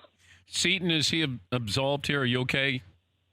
I mean, for a guy who makes deals like that, I'm surprised there's all these excuses, but it's okay. It's all right. Like Josh is used to lying, because he's in real estate. He's like, listen, I'm sorry that I didn't get that house for you, but, it was cold out, and then there was 5 degrees. Traffic, and I just couldn't stop to, sign the papers. No, it sounds like he's moved on, Josh. I think Seton's pretty good. Yeah, now, Seton has said that Josh Flagg would never have blown him off, but Josh Altman did. We befriended the wrong Josh. Yes, apparently. we did. I told you. Yeah. Flagg's your man. Altman's too busy. Yeah. Got the baby. By the way, how's your daughter? The daughter's amazing. 10 months old. Next time any of you guys are out in LA, dinner on me. Yeah. I love you guys. You know that. Are you sure? Listen to you all the time. Are you sure? Yeah. Okay. Yes. Just make time, because we just recorded that. It'll be on tape, and we're going to play it over and over and over every time you blow us off in Los Angeles, okay? I love you guys. I got to go back in the gym. I'll talk to you later. Back in the gym. See you, man. Skipping leg day, I bet. That's Josh Altman, former kicker. He did have one of the great videos. That was awesome. Like, he and his brother, I think, are both kickers, and he got out of a car. He had his suit on, and then he had a Syracuse shirt that he put on, jersey on, and then he kicked a field goal and his first try.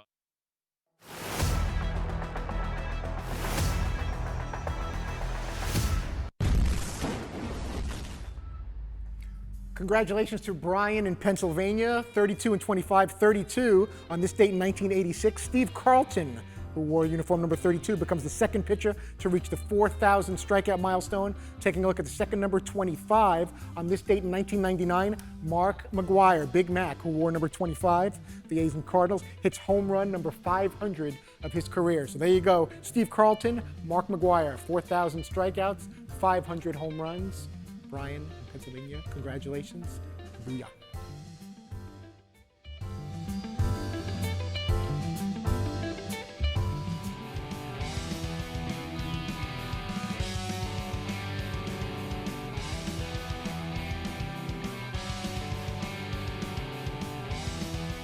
Last call for phone calls, final results of the poll question. And you're starting to see these college football players go to social media and, they just want the word to get out. The Players Tribune has published some articles from players from the Pac-12. Now the Big Ten has reached out. They have a unity proposal, and it's basically asking for the protection, the well-being of all athletes here. And what they're asking for, they're not asking for 50-50 rev share like the Pac-12 players. These are basically just safety measures and making sure that they keep their scholarship here. But you're going to see this, I'm sure, ACC, SEC, their players are going to be asking for the same thing. And you don't have a union. You don't have a spokesperson. That's part of the problem with this is you're going to go through the Players Tribune to be able to publish this, and hopefully you get some eyeballs on this. And then you're going to have your, commissioner with the Big Ten going to be able to look at this and then hopefully, listen at least to what's going on with these players. That's why I go back to what happened at Washington State, where you had some players who said, hey, you know what? We want some assurances here. We're in line with some of these other players in the Pac-12. And the head coach goes, then see ya. You're not on the football team anymore. You can't be a coach who says, hey, I care about my players, and then say, well, I only care about them if they fall in line with what I want them to fall in line with. And I had a real problem with what went on at Washington State. And Colorado State, hopefully you got your story straight, that you're not hiding positive COVID results there. The players are not going to protect you. We saw this at Iowa with what happened. We've seen this at Michigan State. We've seen this in a variety of places. And it's going to continue here. This day in sports history, Paulie. Sorry about that. I was looking at the Colorado State. Sorry, 1 second. Final results of the poll question, McLovin. If you thought you were going to be a first rounder, would you play college football? Up to 58% say no. Yeah, I'd like to know a little bit more here. I'd like to know, and not to dance around an answer here, but I think things are going to be a little bit more illuminated here in the next couple of weeks. And then we'll get a real sense of who's playing, how many games we're playing, who's not playing. Yeah, Paul. 2013, Bud Selig issued a 211-game suspension for Alex Rodriguez for possession of a banned substance. It was reduced to 162. Here's a good one. 1960, for the first time, two Major League Baseball clubs traded managers. Detroit traded Jimmy Dykes to Cleveland for Joe Gordon. Yeah, Alex Rodriguez with 211. Wow. What did you possess if you get 211? And do you think Selig's in office going, 220 that's a little harsh. 215 is too harsh. I got to go 211 here. And then they reduced it. And now A-Rod's the face of baseball in at least TV. Todd, what'd you learn today? Allen Iverson insists LeBron James is the one dog, not Michael Jordan. No. McLevin? Alex English, leading scorer of the entire 1980s. Yes. You walk that back a little bit. Seton O'Connor. You can catch Brett McMurphy doing 2 sets at Yuck Yucks today. He'll be at Caroline's. Fritzy will open up for him. Paulie? Mike Florio does not cut his own hair. What we learned brought to you by Home Depot. When it comes to flooring options, this is what the pros go to. They go to Home Depot. With everyday low prices, even bigger savings when you purchase by the pallet. Pros' best option when it comes to flooring. The Home Depot. How doers get more done. Thanks for joining us. Have a great day. Talk to you tomorrow here at Dan Patrick Show.